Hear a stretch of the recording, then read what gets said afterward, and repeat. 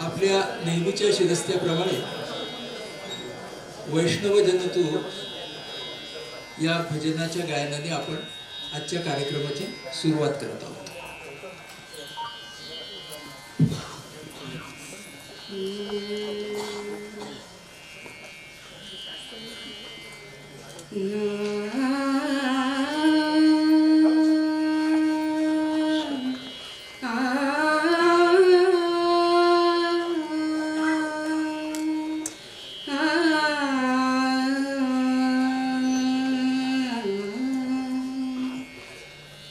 वैष्णव जन तो तेने कहिए जे पीड़ पराई जाने रे. वैष्णव जन त्यालाच म्हणावे जो परपीडा जाणे रे. पर दुःखे उपकार करे तोय, पर दुःखे उपकार करे तोय मन अभिमान नाणे रे. वैष्णव जन तो तेने कहिए. सकल लोकमा सौने वंदे निंदा न करे के नीरे. वाचकाच मन निश्चल राखे धन धन जननी ते नीरे. वैष्णव जन तो तेने कहिए. समदृष्टीने तृष्णा त्यागी पर स्त्री जेणे मातरे. जीवा थकी असत्य न बोले पर धन न बजाले हात रे. वैष्णव जन तो तेने कहिए.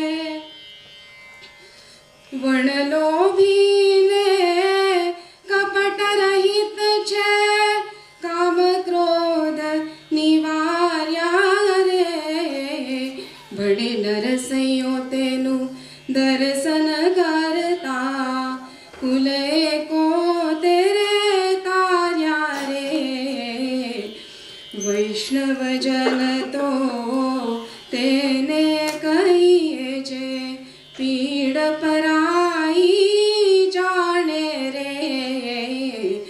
वैष्णव जन त्यालाच म्हणावे जो परपीडा जाणे रे. पर दुःखे उपकार करे तोय, पर दुःखे उपकार करे तोय मन अभिमान नाणे रे.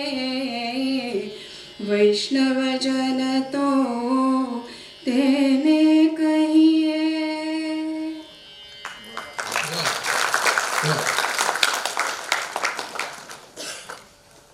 आज संघर्ष सन्मान पुरस्काराचा 25वा सोहळा आणि त्याचबरोबर सृजन सन्मान पुरस्काराचा पहिला सोहळा. अशा अतिशय आगळ्या मुहूर्तावरती आपण सगळेजण भेटत आहोत. काळ हा जातच असतो आणि घड्याळातल्या वेळेला आपण कसे वापरणार हा आपल्या पुढचा प्रश्न असतो. बाबाला सुद्धा जाऊन 1 वर्ष झालं. 27 जानेवारीला मुक्तांगणमध्ये आम्ही एक स्मरण सोहळा बाबाच्या आठवणींना उजाळा देण्याचा एक कार्यक्रम केला आमच्या रुग्ण मित्रांसोबत. आणि त्या दिवशी बाबाला आणि सुनंदाला आवडलं असतं असा एक नवीन उपक्रम आम्ही मुक्तांगणमध्ये सुरू केला. मुक्तांगण ट्रेकर्स हा एक नवीन उपक्रम आपण चालू करतोय. व्यसनमुक्ती आणि निसर्ग निसर्गाच्या सहवासामध्ये व्यसनमुक्ती आणि वेगवेगळ्या व्यसनांच्या आहारी गेलेल्यांचे ट्रेक्स, म्हणजे त्याच्यामध्ये स्क्रीन ऑब्सेशनच्या मुलांची ट्रेक्स असतील, असा एक आम्ही संपूर्ण प्रकल्प तयार केला आहे आणि त्याचं उद्घाटन त्या दिवशी आपण केलं. कारण सुनंदा असू दे किंवा बाबा असू दे, यांचं स्मरण आपण कार्यरत राहूनच आणि आपल्या कार्याला नवीन आयाम देऊनच करायचं आहे. तेव्हा आज ह्या कार्यक्रमासाठी इथं उपस्थित असलेल्या सगळ्यांचं मी स्वागत करतो आणि मंचावरती आजचे जे खास पाहुणे आहेत त्यांना घेऊन यावं अशी मुक्ताला विनंती करतो. आजच्या आपल्या कार्यक्रमाचे अध्यक्ष डॉक्टर अरविंद गुप्ता यांना आपण पहिल्यांदा व्यासपीठावरती बोलूया. डॉक्टर अरविंद गुप्ता, पद्मश्री डॉक्टर अरविंद गुप्ता हे शास्त्रज्ञ, विज्ञान लेखक आणि त्यांना आम्ही खेळण्यांचे जादूगार म्हणून ओळखतो. त्यांचं जोरदार टाळ्यांनी आपण स्वागत करूया. आणि आपले या वर्षीचे जे विजेते आहेत, ज्यांना आपण पुरस्कार देणार आहोत, ते दोन्ही अतिशय युनिक आहेत, आगळे आणि वेगळे आहेत.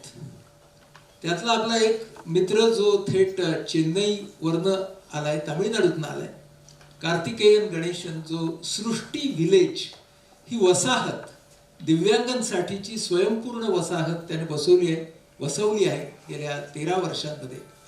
तर त्याचं आपण स्वागत करूया आपल्या मंचावरती.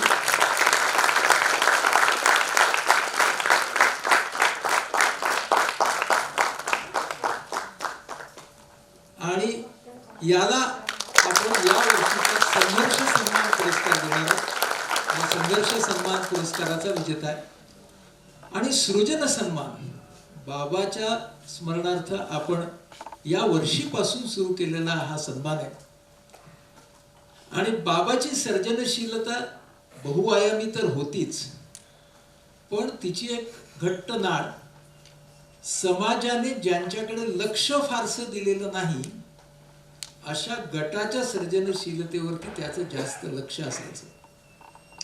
बाबा गेल्यानंतर जे पुस्तक प्रसिद्ध झालंय अनवट, त्यामध्ये बाबाने सतारीवरती एक लेख लिहिला आणि सतारीच्या क्षेत्रामध्ये अनेक पिढ्यानपिढ्या काम करणारे, सतार बनवणारे, म्हणजे फक्त कसबी कारागीरच नव्हे तर संगीताच्या क्षेत्रामध्ये कारागिरीच्या निमित्ताने आलेले कलाकार, यांच्यावरचा तो लेख होता. आणि आम्हाला असं वाटलं की पहिला सृजन सन्मान देण्यासाठी हे पडद्यामागचे कलाकार, आपल्याला वादक दिसतात रंगमंचावरती, पण ज्यांनी अत्यंत काटेकोरपणे जागतिक दर्जाचे वाद्य बनवलेलं असतं त्यांना आपण द्यायला विसरतो.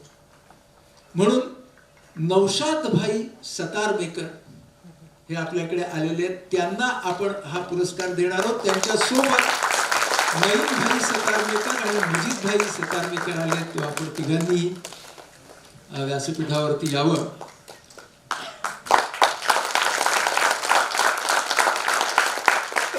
तंतुवाद्य संस्था चालवतात नौशाद भाई, आणि मजीद भाई हे त्यांचे लहान भाऊ आहेत. आत्ताच काही दिवसांपूर्वी मजीद भाईंना संगीत नाटक अकादमीचा पुरस्कार जाहीर झालेला आहे त्यांच्या योगदानाबद्दल. आणि नईम भाई सतारमेकर जे आहेत, तरुण आहेत, पुढच्या पिढीचे आहेत. त्यांनी मिरजेमधून त्या व्यवसायाला आता थेट मुंबईमध्ये आणलाय. बांद्र्याला त्यांनी शोरूम आणि दुकान सतारीचं सुरू केलं. तिघांचं आपण स्वागत करूया मंचावरती. आज या सगळे पाहुणे आपल्याकडे आलेले आहेत आणि मुक्ताला मी आता विनंती करतो की तू मुक्तांगणच्या आपल्या तर्फे, मुक्तांगण परिवारातर्फे पहिल्यांदा अरविंद सरांचं स्वागत कर.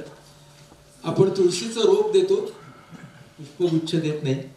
तर अरविंद सर, तुमचं खूप खूप स्वागत आहे या मंचावरती. अरविंद सरांचं मुक्तांगणशी असलेलं नातं बहुपदरी आहे. तर ते स्वतः अनिल सारखेच अवली आहेत, बाबासारखे. आणि बाबाच्या मुक्तांगणची गोष्ट या पुस्तकाचं हिंदी रूपांतर अरविंद सरांनी केलं आहे. आणि अनिल आणि सुनंदा या दोघांना अनेक वर्ष जवळून ओळखणारे, म्हणून यावर्षी अध्यक्षस्थान कुणी घ्यायचं असं जेव्हा आमच्या समोर प्रश्न आला, तर तो प्रश्न याच्या आधीच उत्तर आलं की आपण अरविंद सरांना बोलूया, कारण ते आपल्याशी ऑलरेडी जोडलेले आहेत आणि या निमित्तानं ते येतील, त्यांचं मनोगत व्यक्त करतील. तेव्हा तुमचं खूप स्वागत आहे. कार्तिकेयनचं स्वागत. Karthikeyan, you have come a long way. You have come a long way in many ways.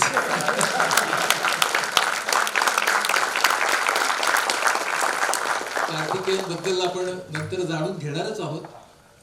आपल्या आवाहन IPH या YouTube चॅनलवरती नुकतीच त्याची एक मुलाखत आम्ही टाकलेली आहे, अपलोड केलेली आहे, ती जरूर पहा.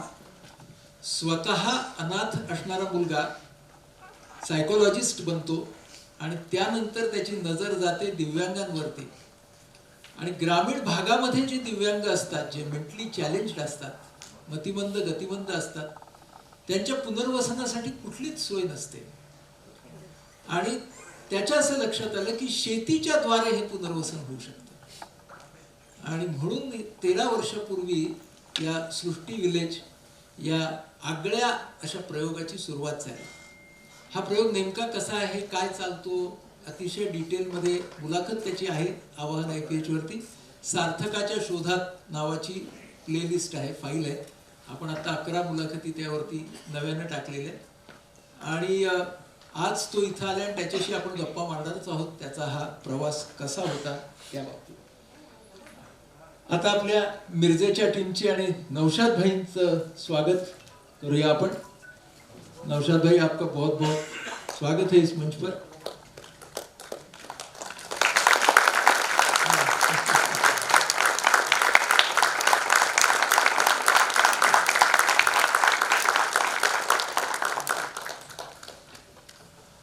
आज इतक्या मोठ्या प्रमाणामध्ये मुक्तांगण परिवाराचे सगळे मित्र इथे हजर आहेत आणि आमचे पूर्व विजेते हजर आहेत.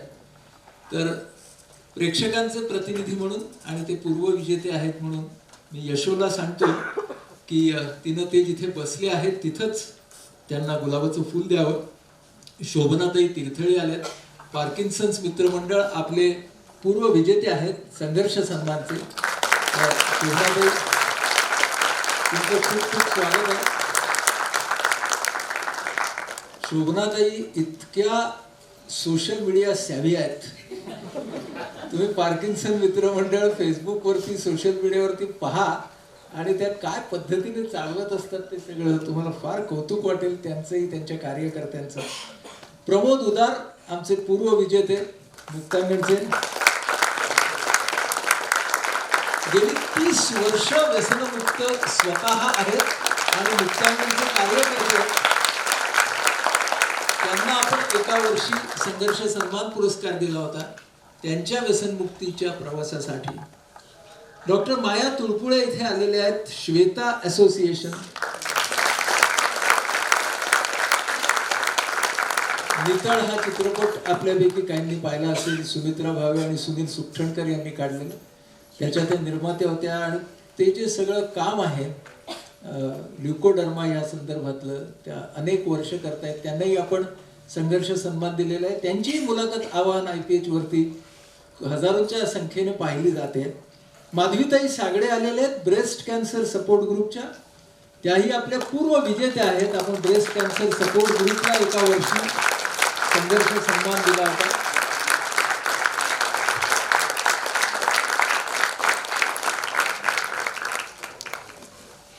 यांचं आपण तुम्हा सर्वांचं स्वागत करण्यासाठी म्हणून आपण ह्या चौघांचं प्रातिनिधिक स्वागत केलं. पण त्याबरोबरच अनेक जण जे बाबा आणि सुनंदाशी जोडलेले आहेत ते इथं हजर आहेत. मी काही प्रातिनिधिक नावं घेतो. बाबाचे डॉक्टर विलास बापट आणि अलका बापट आलेले आहेत. बाबाचे अतिशय जवळचे मित्र श्रीद महाजन सर थेट पॉंडेचेरीहून इथं आलेले आहेत. ते आणि वहिनी सरांना आपण उभं राहायचं पण सरांना बसू दे. उषाताई पागे आलेले आहेत. त्यानंतर दीपक पळशीकर सर आले. अमेरिकेतले शिकागोचे डॉक्टर सुरेश तलाठी आले आहेत. मुकुंद आणि संध्या टांगसाळे आलेले आहेत. जुगल राठी आलेत. किती जणांची नावं घेऊ, इतके सगळे लोक आज इकडे हजर आहेत. आणि या सगळ्यांचं पण आपण स्वागत करूया. आता आपण आनंद यात्री हे जे आपलं मुखपत्र आहे मुक्तांगणचं, त्याचं प्रकाशन अरविंद सरांच्या हस्ते करणार आहोत. मला खूप आनंद होतोय की अतिशय नियमितपणे, आणि हे जरी इथं आज छापील स्वरूपात असलं तरी ई स्वरूपामध्ये हे खूप लोकप्रिय असं आपलं खास त्रैमासिक आहे. त्याचं संपादन करणारा आमचा मित्र डॉक्टर अतुल ठाकूर हा इथं आलेला. अतुल जरा उभा राहा.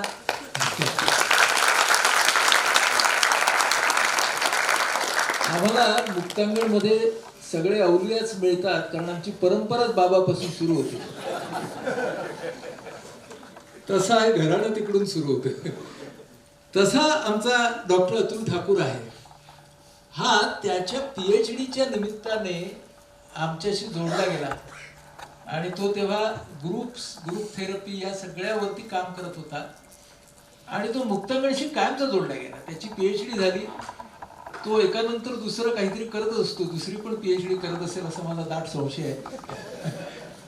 अतिशय व्यासंगी माणूस आहे. आणि त्यानंतर आमचा ठाण्याचा फॉलोअप त्याने गेल्या कित्येक वर्षात चुकवलेला नाही आणि तो खरा कार्यकर्ता आहे. म्हणजे आमच्याकडे व्यसनमुक्त कार्यकर्ते आणि कार्यकर्ते असे दोन्ही आहेत, तर तो कार्यकर्ता आहे. तर या सगळ्यामधून जात असताना कोविड काळामध्ये त्याने सोशल मीडियाचा इतका अप्रतिम वापर रोज करत होता तो, आणि हजारो लाखो लोकांच्या पर्यंत तुझ्या पोस्ट जात होत्या. आणि हा आमच्या आनंद यात्रेचा संपादक आहे. त्यामुळं त्याच्या सगळ्या कलात्मक आणि त्याला सामाजिक भान आहे. दर अंक अतिशय सुंदर निघतो.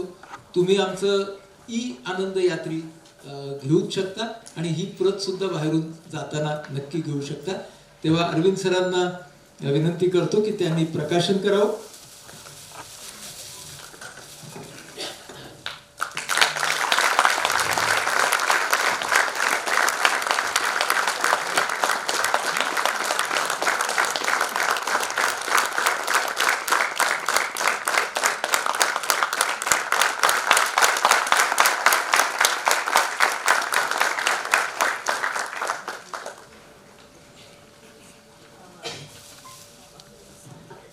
अतिशय देखणा अंक आहे आणि त्याच्यावरती बाबा आणि सुनंदाचं छानसं छायाचित्र त्यांनी तिथं दिलेलं आहे. गेल्या वर्षीच्या कार्यक्रमाची सांगता करताना मी बाबा आणि सुनंदाबद्दलच्या काही ओळी लिहून तुमच्या पुढे सादर केल्या होत्या. आजच्या कार्यक्रमाची सुरुवात करताना त्या ओळी मला आठवत आहेत, त्या दोघांसाठी केलेल्या, की सोप्पं सांगतायत ती दोघं मन लावून पहा, स्वतः मधल्या कलंदराला रोज फुल व्हा. सोप्पं सांगतायत ती दोघं मन लावून पहा, स्वतः मधल्या कलंदराला रोज फुल व्हा. अनुभवाच्या रेघोट्यांना समेवरची वेलांटी, मढवलेल्या पूर्व पिळांना शांतपणे सोड चिठ्ठी. स्वतःमध्ये दुसऱ्याबद्दलची थोडी काळजी वहा, सोपं सांगतायत होती दोघं, मन लावून पहा. भरकटलेल्या वाटेभोवती मायेची सावली घेऊन, साच्यामधल्या जगण्यामध्ये नवी नवी फुंकर देऊन, घडी घातलेला प्रत्येक कागद सुबक व्हायला हवा, सोपं सांगतायत ती दोघं, मन लावून पहा. आतून उमगणारी शिस्त सहज सुंदर असते. आतून उमगणारी शिस्त सहज सुंदर असते. साध्या लोभस सृजनाला आसक्ती हाव नसते. एक दिवा बाहेर लावा, एक आत हवा, सोपं सांगतायत होती दोघं, मन लावून तर पहा. या ओळी आज पुन्हा एकदा आठवल्या, कारण गेल्या वर्षीची सांगता ही या वर्षीची सुरुवात आहे. आता मुक्तांगणमध्ये काय काय झालं, आमच्या मुक्तांगणमध्ये सतत गोष्टी घडत असतात आणि अहवाल म्हणून काय वाचणार नाहीये, पण काय काय झालं ते मी दरवर्षी तुम्हाला सांगत असतो, तसंही सांगणार आहे. गेल्या वर्षी गुढीपाडवा जेव्हा आला वर्षारंभ, तर आम्ही मुक्तांगणमध्ये व्यसनमुक्तीची गुढी उभारतो. आम्ही मुक्तांगणमध्ये सगळे सण खूप वेगळ्या पद्धतीने साजरे करतो. म्हणजे ज्या वेळेला वर्षाची अखेर असते किंवा होळी असते, तर त्यावेळेला आम्ही आमच्या मित्रांना सांगतो की 2 दिवस आधीच मुक्तांगणमध्ये राहायला या, कारण आम्ही त्यांना म्हणतो दिवस तुझे हे चुकायचे. तर जे चुकायचे दिवस आहेत तेव्हा मुक्तांगणच्या आश्रयाला या. तर असे आम्ही सण साजरे करतो. त्यामुळे गुढी पाडवा सुद्धा डी ॲडिक्शन म्हणजे व्यसनमुक्तीच्या गुढीने सुरू झाला. गेल्या वर्षीपासून आपण एक खूप वेगळी आयडिया सुरू केली. काय असतं, समाजाच्या वेगवेगळ्या क्षेत्रात काम करणारी मंडळी असतात, शिक्षक असतात, वस्ती पातळीवरती काम करणारे कार्यकर्ते असतात. तिथं व्यसनमुक्तीचा प्रश्न असतो, पण तो प्रश्न या कार्यकर्त्यांपर्यंत प्रशिक्षण म्हणून पोहोचलेला नसतो. म्हणून आम्ही 5 दिवसाचा कार्यकर्त्यांचा प्रशिक्षण वर्ग गेल्या वर्षीपासून सुरू केला आणि तो यशस्वीपणे आपण चालवत आहोत. कारण व्यसनांचा प्रश्न हा समाजाच्या प्रत्येक स्तरात आहे आणि प्रत्येक स्तरामध्ये काम करणारे लोक आहेत, पण त्यांना आपण प्रशिक्षण द्यावं म्हणून एक पूर्ण सिलेबस 5 दिवसाचा आपण तयार केला आणि त्याच्या बॅचेस आता आपण नियमित इंटरव्हलने घेत आहोत. हे एक नवीन गोष्ट आपण सुरू केली. 31 मेला वर्ल्ड नो टोबॅको डे होता. त्या दिवशी आपण मोठा कार्यक्रम केला. त्याचप्रमाणे शाळा आणि कॉलेजांमध्ये कार्यक्रम त्या निमित्ताने घेतले. 8 जून 22 साली फार इंटरेस्टिंग गोष्ट घडली की जे पकडलेले अंमली पदार्थ असतात, 52,000 किलो चे पकडलेले अंमली पदार्थ हे जेव्हा अथॉरिटीजनी डिस्ट्रॉय केले, तेव्हा त्यांनी मुक्ताला आणि सोनालीला बोलवलं होतं साक्षीदार म्हणून. आणि फार इंटरेस्टिंग गोष्ट होती ती की एका बाजूला डिमांड रिडक्शन वरती काम करणारे आम्ही लोक आणि दुसऱ्या बाजूला सप्लाय रिडक्शन वरती काम करणारे नार्कोटिक्सचे लोक आणि मध्ये ते धगधगतं कुंड. तर असा एक वेगळा अनुभव गेल्या वर्षी आम्हाला आला. 14 जूनला वर्ल्ड ब्लड डोनर्स डे आम्ही मुक्तांगणमध्ये रक्तदान शिबिर केलं होतं. 26 जूनला जो international day against drug abuse असतो, ॲपल पुणे मॅरेथॉन मध्ये to create awareness about think health not drugs आपला खूप मोठा सहभाग त्या मॅरेथॉन मध्ये होता. 28 जूनला आपण खूप महत्वाचा एक वर्कशॉप घेतला आपल्या व्हॉलंटियर्ससाठी की अवेअरनेस प्रोग्राम्स कसे घ्यावेत. कारण आपण नेहमी म्हणतो की अवेअरनेस हा आपला इंटिग्रल पार्ट आहे, जसं ट्रीटमेंट आहे तसा. पण अवेअरनेस प्रोग्राम कसा घ्यायचा, कंटेंट डेव्हलप कसा करायचा, त्याची डिलिव्हरी कशी करायची, त्याचं प्रोजेक्शन कसं करायचं, याचे ट्रेनिंग आपण आपल्या लोकांना दिलं. तेव्हा एक वेगळा प्रयोग होता. 25 ऑगस्टला यशो आमची तिच्या मैत्री एपिलेप्सीची या पुस्तकाचं आपण प्रकाशन केलं. तुम्हाला माहिती असेल की मुक्ता जशी काम करते मुक्तांगणमध्ये, तशी यशो तिचा संवेदना हा एपिलेप्सी मदत गट आहे आणि एपिलेप्सी आजारावरती तिने लिहिलेल्या पुस्तकाचं प्रकाशन झालं.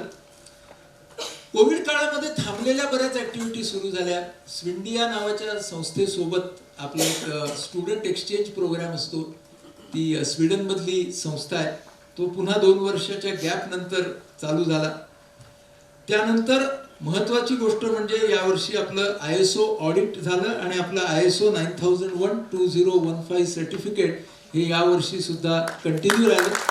त्यामुळे आपला जो ISOचा शिक्का आहे तो शिक्का कायम राहिला यावर्षी.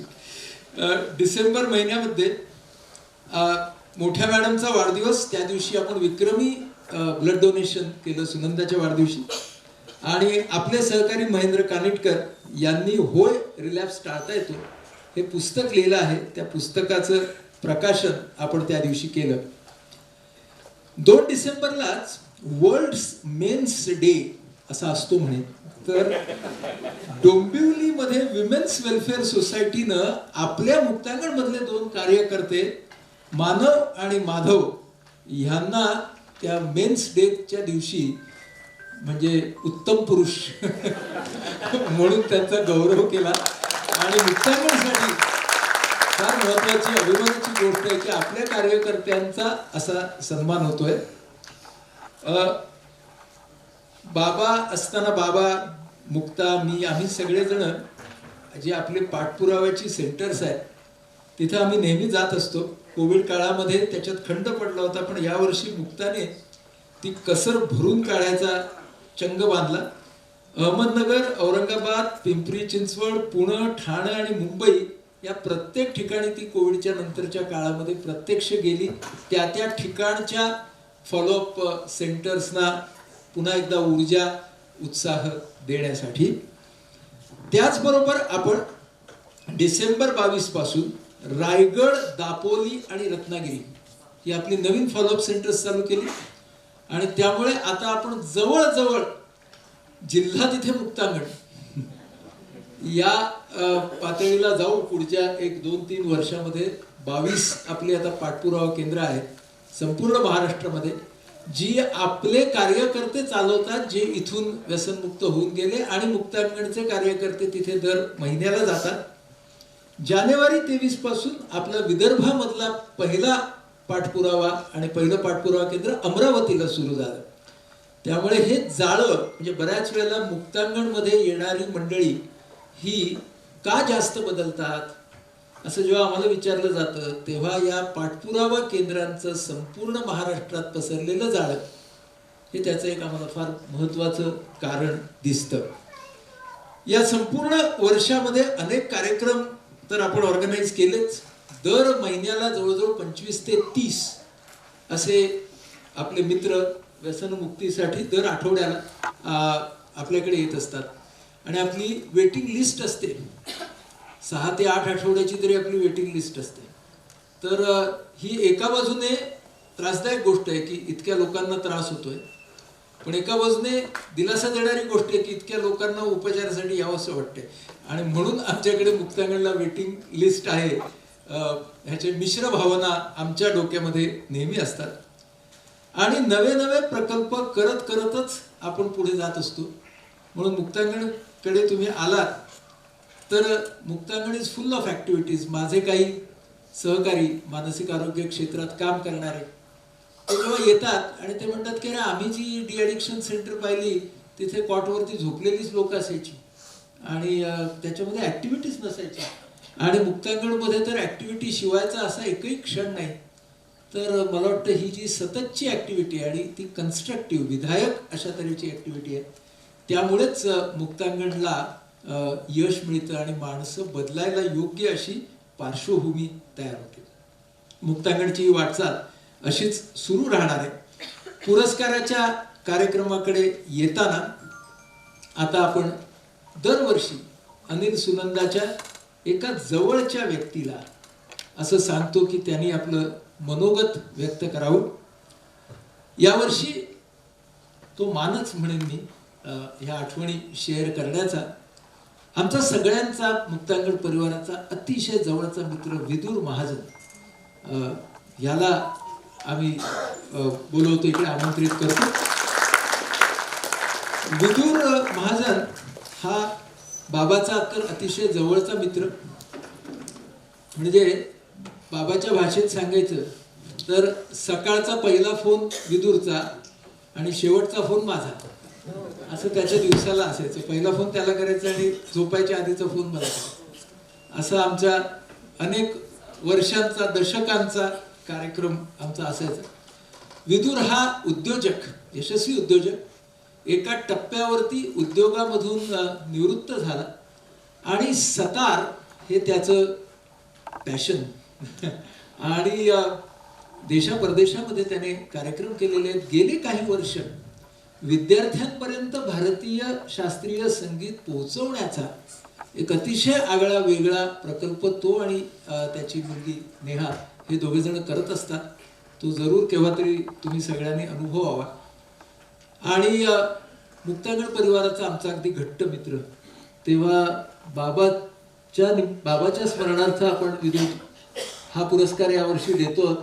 आणि तो पहिला पुरस्कारही सतार जे घडवतात त्याच नौशाद भाईंना आपण देणार आहोत. तेव्हा मग आठवणी सांगायला सुद्धा सतारी मधलाच पंडित का नको.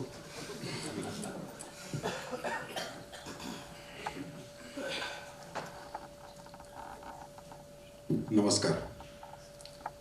गेली काही वर्ष मी मुक्तांगणमध्ये सतारीच्या माध्यमातून व्यसनातून व्यासंगाकडे या नावाने मी एक उपक्रम राबवतो. जानेवारी महिन्यात मी जेव्हा माझ्या कार्यक्रमाच्या निमित्ताने गेलो तेव्हा पहिल्यांदा मला मुक्तांनी सांगितलं, हा कार्यक्रम या पद्धतीने होणार हे आधी आम्हाला ठरलंच होतं, कारण नौशाद भाईंना पुरस्कार देण्यासंबंधी पण माझं आणि मुक्ताचं फोनवर बोलणं झालं होतं. पण त्यावेळेला तिने मला सांगितलं की त्या दिवशी तुला बोलायचं आहे अनिलबद्दल. आणि मुक्ता हे नाव मुक्ता आहे, पण तिच्या राज्यात मुक्त काही नसतं, तिचे आदेश पाळावे लागतात. मला म्हणाली बोलायचं 5 मिनिटात अनिलबद्दल बोलायचं. म्हणजे मला एकदम आठवलं की माझ्या त्याच्या मैत्रीची सुरुवात जी झाली ना ती 12 ऑगस्ट 1998ला मेंदळ गॅरेजमधल्या माझ्या सतारीच्या कार्यक्रमात झाली. अनिलला फार गंमत वाटायची. मी अशी तारीख सांगितली की कुठल्याही गोष्टीची, आणि मला असं तारखा सांगून त्याला इम्प्रेस करायला आवडायचं. आणि तो असा चकित व्हायचा की विदुर तुझ्या एवढ्या तारखा कशा लक्षात राहा. पण सांगण्याचा मुद्दा असा की 12 ऑगस्ट 98 पासून आमची जी मैत्री सुरू झाली ती 28 डिसेंबर 2021ला नाही 27 जानेवारी 21ला तो गेला ना, म्हणजे 28 डिसेंबर 2020 22 लागला सॉरी 27 जानेवारी 22ला अनिल आपल्याला सोडून गेला. पण 28 डिसेंबर 21ला तो मैत्रबनमध्ये मला भेटायला म्हणून आला होता.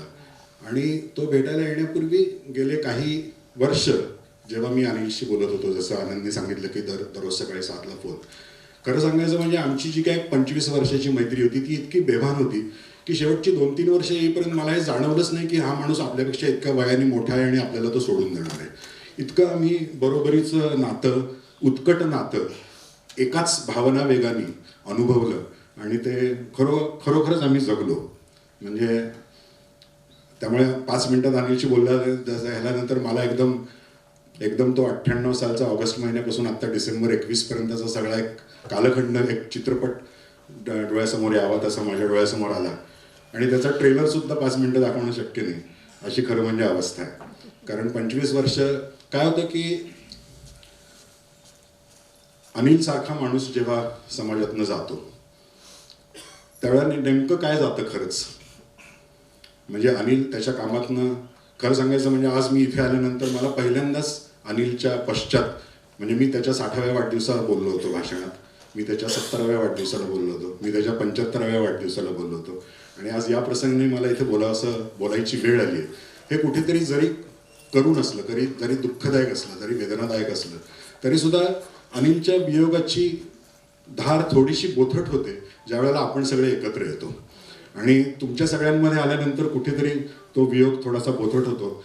तो अनिलने जोडलेल्या माणसांमध्ये मी जेव्हा येतो आणि जेव्हा त्यांच्यात राहतो तेव्हा मला असं जाणवतं की मला अनिलही भेटतच असतो. मला मुक्तानी सुनंदाबद्दल पण बोलायला सांगितलं तर तेव्हाही माझ्या मनात आलं की सुनंदाला तरी मी फक्त एकदा भेटलो 96 साली, आणि ते सुद्धा अनिल आणि सुनंदा तळेगावच्या शाळेमध्ये लेखक तुमच्या भेटीला या कार्यक्रमासाठी आले होते आणि तेव्हा एकदाच भेटलो. पण नंतर मला जाणवलं हेही खरं नाही, कारण 25 वर्ष अनिलला मी भेटत होतो तेव्हाही मी सुनंदाला भेटतच होतो.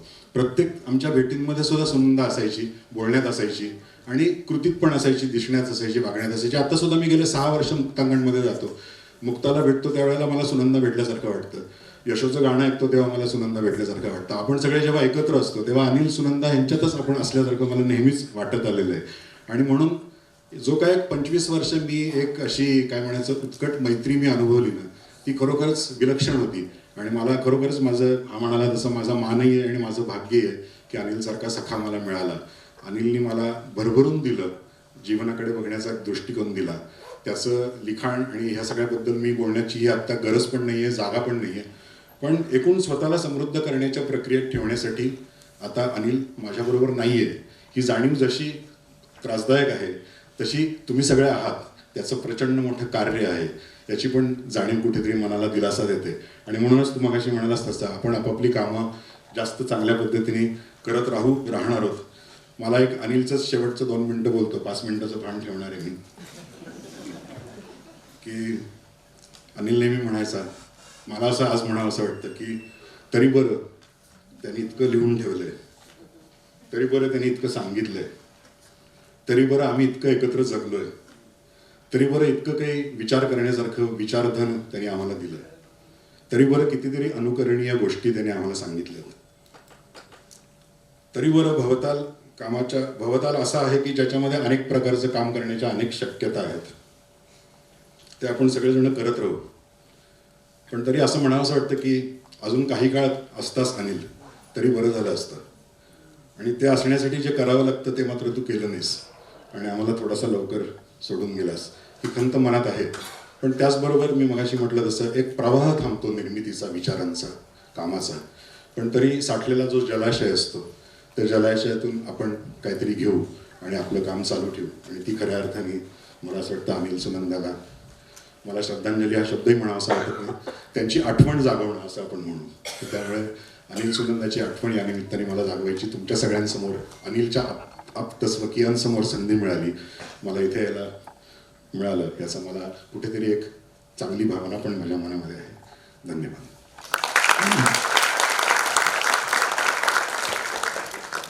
खूप खूप धन्यवाद विदूर. आपण असं नेहमी म्हणतो, इंग्रजीत असे शब्द आहेत की there is a communication and then there is a meta communication. म्हणजे एक आपल्याला ऐकू आलेलं कम्युनिकेशन असतं आणि त्याच्यामध्ये दडलेलं एक कम्युनिकेशन असतं. तर तू बोलत असताना आम्हाला सगळ्यांना ते मेटा कम्युनिकेशन सारखं जाणवतं आणि मला वाटतं तेच तुझ्या या हृदगताचं गमक होतं.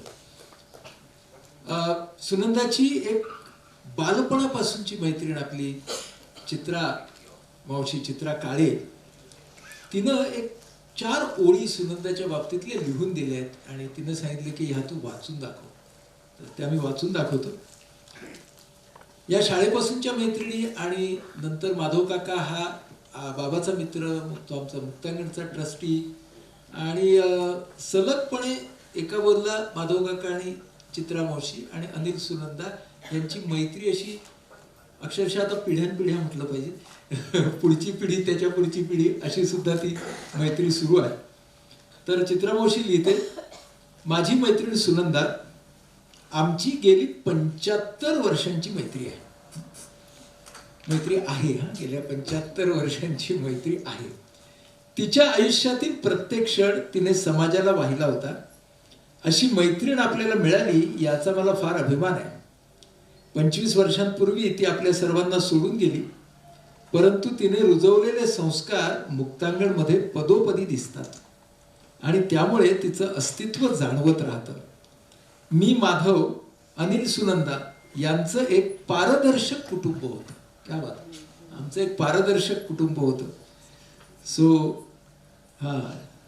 त्याचं आमच्यामध्ये नसणं हा एक फार मोठा धक्का आहे.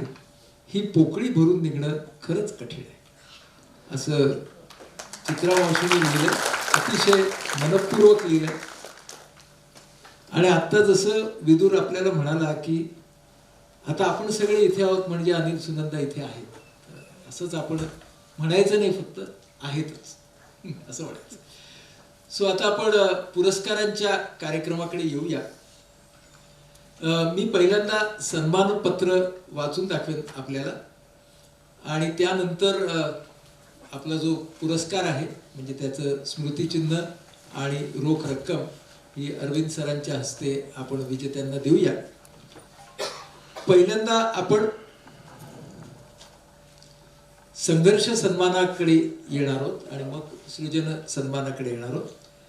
कार्तिकेयनचं जे सर्टिफिकेट आहे ते मुद्दामूनच यावेळेला आपण इंग्रजीमध्ये लिहिलं आहे, कारण मगासपासून कार्तिकला मुक्ता सांगते ट्रान्सलेट करून पण हे त्याच्याकडे जाणार आहे तामिळनाडूमध्ये, त्यामुळे तिथेही लोकांना वाचता आलं पाहिजे. So dear Karthikeyan Ganesan, after growing up in an all-inclusive orphanage at Pondicherry, you joined the same orphanage as a manager. While living a life full of struggle, you realized that physically or mentally challenged children do not get a chance to live independently and with dignity. You noticed that 75% of the children in need of such help are in rural areas and farming skills can be taught to them for rehabilitation.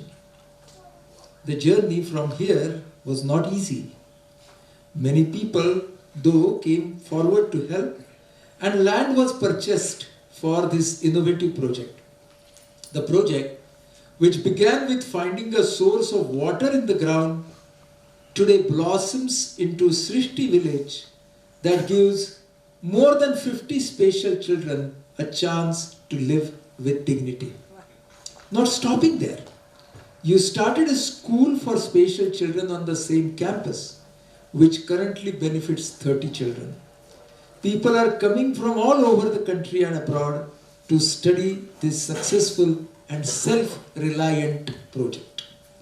In a society where insensitivity, self-centeredness, and desire for power, wealth, and fame are on the rise, we salute your absolute ikigai for giving the children a chance to live with dignity. मुक्तांगण मित्र आणि मुक्तांगण परिवाराला अतिशय आनंद होत आहे. Doctor Anita Avachat स्मृती संघर्ष सन्मान पुरस्कार या वर्षी कार्तिकेयन गणेशन यांना देतात.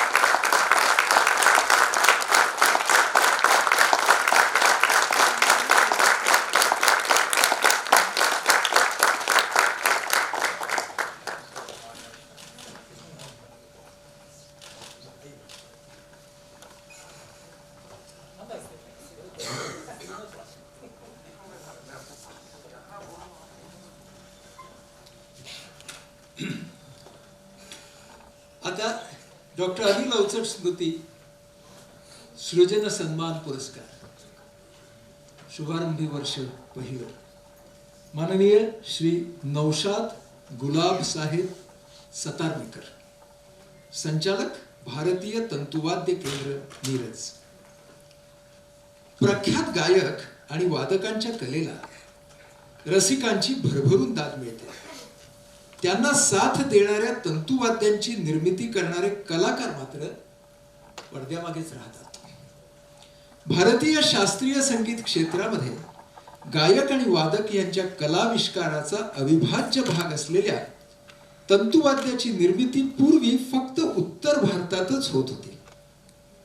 150 वर्षांपूर्वी महाराष्ट्रामध्ये पहिल्या तंतुवाद्याची निर्मिती मिरजेमध्ये आपले पूर्वज फरीद साहेब शिकलगार यांनी केली. आपण आपल्या घराण्याची तंतुवाद्य निर्मितीची परंपरा फक्त जपलीच नाही तर तिचं एका मोठ्या उद्योगामध्ये परिवर्तन केलं, अनेकांना रोजगार मिळवून दिला. फक्त भारतातच नाही तर परदेशातही आपल्या तंतुवाद्य निर्मिती केंद्रामध्ये बनलेल्या तंतुवाद्यांना मागणी आहे.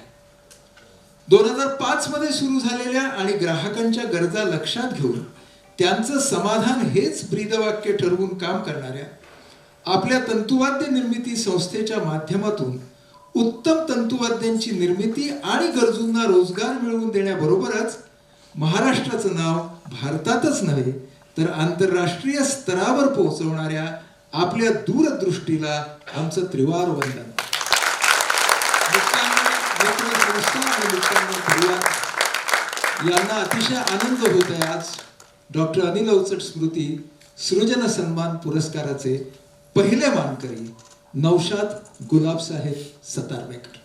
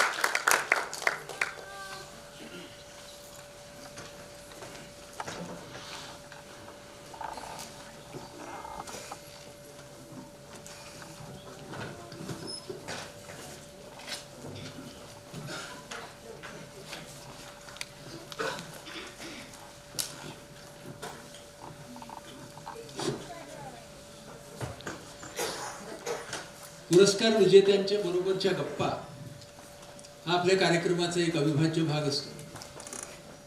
तर आज आपण थोडं उलट जाणार आहोत. म्हणजे उलट ह्या अर्थानं का सृजन सन्मानची पहिली मुलाखत घेऊ आणि मग संघर्ष सन्मान विजेत्यांची त्यानंतरची मुलाखत घेऊ. मी म्हणालो की बाबाने त्याच्या अनवट या पुस्तकामध्ये एक लेख लिहिला. विदूर आमचाच घेऊन गेला बाबाला पहिल्यांदा, कारण सतारीचा आणि बाबाचा संबंध येण्यामध्ये विदूरचा मोठाच हात आहे. आणि ह्या लेखाच्या शेवटी बाबा काय म्हणतोय ते आपण ऐकूया. मिरजेच्या घराघरातून वाद्य बनवणाऱ्या हातांना सलाम, तुमच्या मेहनतीला सलाम, तुमच्या ॲक्युरसीला सलाम, दिखाऊपणाच्या वाटेने न जाता टिकवून धरलेल्या अस्सलपणाला सलाम, आणि सलाम कुछ चीजें अल्लाह अपने हाथ में रखता है असं मानण्याला सुद्धा.